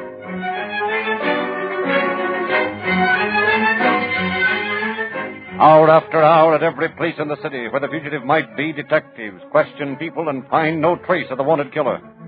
In the plaza, meeting place for vagrants and transients, Detectives Evans and Lane mingle with the crowd, hope against hope for a glimpse of him. Oh, you think they get tired of this sometime and give up? Yeah, I don't know how they do it. Not a dime between them. Yet they'd rather make speeches than look for work. Matter of fact, if you offered any one of these tramps a job, they'd run the other way. They don't want to work. Yeah, that's right. Hey, wait a minute. You see him? I don't know. I just saw a black mustache and a beard over there. Hey, come on, let's see. Yeah. Who says this is the land of the free? Who dares say this is a democracy? Hey, there he is. There he is. Yeah.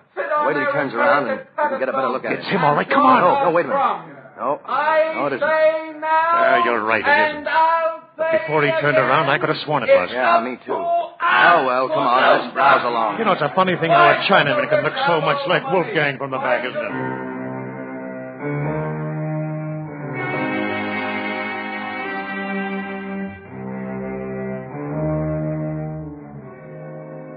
So each lead seems destined for disappointment as clue after clue runs out. In a steady procession, suspects are brought into headquarters only to be turned loose after they have proved their identity.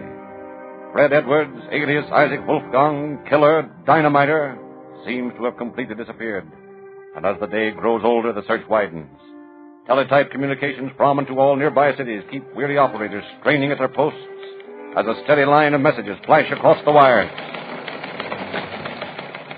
San Francisco Police, regarding your bulletin 66473, all points notified, rounding up all suspicious characters.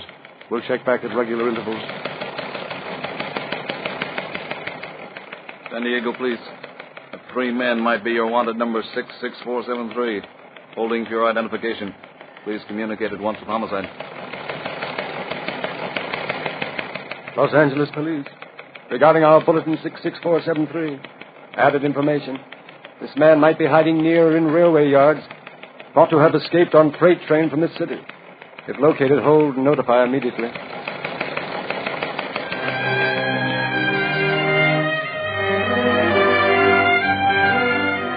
And in response to this last bulletin, Officers Brody and Deason of the Los Angeles Police begin a careful search of the train yards. Watch each freight car for any suspicious movement.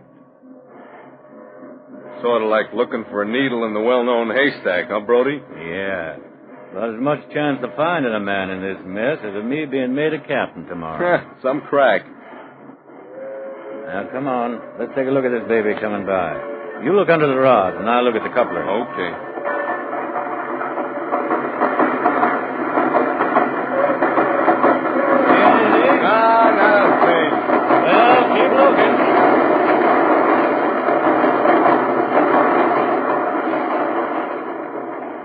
So far, no score. Right. What would you say to a cup of good old-fashioned hot coffee at this point? Yeah, what are we waiting for? Come on, we can get it over at the open all-night joint by the barn. I'd sure like to get my hands on this guy we're looking for. From what I heard, he never gave Dinsmore a chance. That's what comes of trying to be decent with a bum. It sure burns me up when I think of it. You and me both. Makes me so sore, I kind of think I'd like to find him and then have him start running. I think I know what you mean. Well, it can't do any good yelling about what we'd like to do. Let's get to that jabbing. Okay. Wait a minute. What's the matter? Start walking again and don't look around. All right. Oh, what's up? Walk around the corner of this barn with me and I'll tell you. Come on. There. That's all right, I guess. Now, will you tell me what this is all about? I think I saw a pair of man's legs standing on the other side of that freight car we were passing. I didn't want to stop until we were out of sight. You think it might be? I don't know. We're going to find out. Now, I'm going to walk back that way, and I'm going to have my gun in my hand under my coat. You walk around the other way and see if you can get behind them. Maybe that way we can take them without having any shooting scrape. Okay, let's go.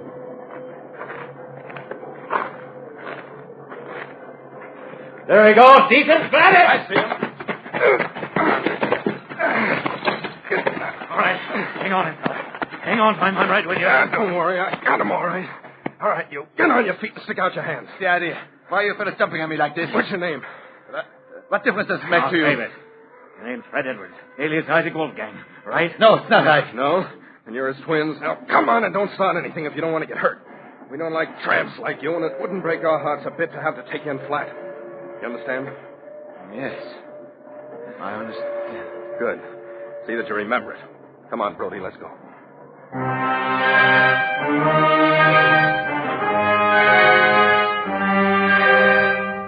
Taking no chances of an escape, the officers manacle their prisoner to each of their wrists.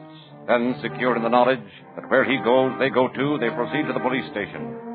There, Detective Klein is notified of the arrest and, after a brief series of questions, escorts the prisoner to the little rooming house on East 3rd Street, calls for the proprietor, Mr. Devlin, and asks one question. Mr. Devlin, is this the man you know as Fred Edwards? Yes, sir. That's the one, all right. He lived here in room 8? Yes, sir. That's all I wanted to know. Come on, Wolfgang. You're going back to the station with me, and you're going to answer a lot of questions. And when you're through doing that, you're going to jail until such a time as they get ready to hang you. Because if I have anything to do with it, that's just what they're going to do. Hang you.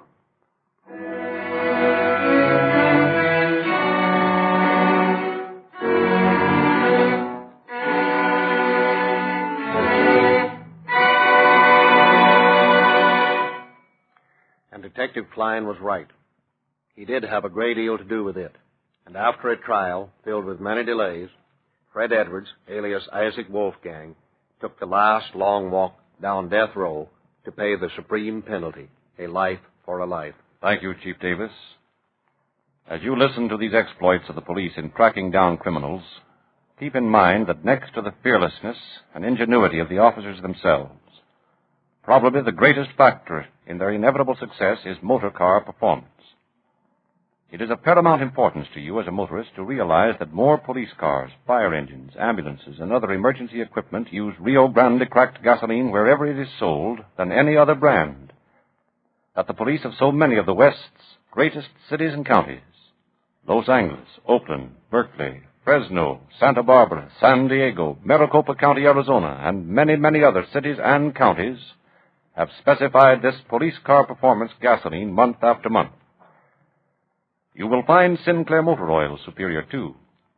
Sinclair operates the world's largest refinery, where the highest-priced Pennsylvania crude is de-waxed, de-jellied, and purified to become Sinclair Pennsylvania Motor Oil. Yet it costs you no more than motor oils that come from inferior Pennsylvania crudes. Both Sinclair Pennsylvania and Sinclair Opaline come to you in refinery-sealed, tamper-proof cans. Ask your nearest independent Rio Grande dealer for a free copy of Calling All Cars News, which fully explains our complete new radio schedule. Also, fascinating stories of screen stars, radio stars, police stories, and special features. And now, in the spirit of this joyful climax to a good year just closing, the Rio Grande Oil Company extends the season's greetings and wishes you all happiness and prosperity in the better year just ahead.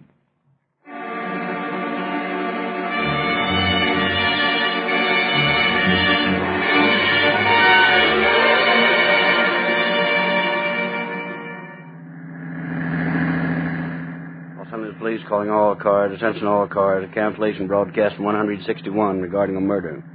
Suspect in this case is now in custody. That's all. Rosenquist.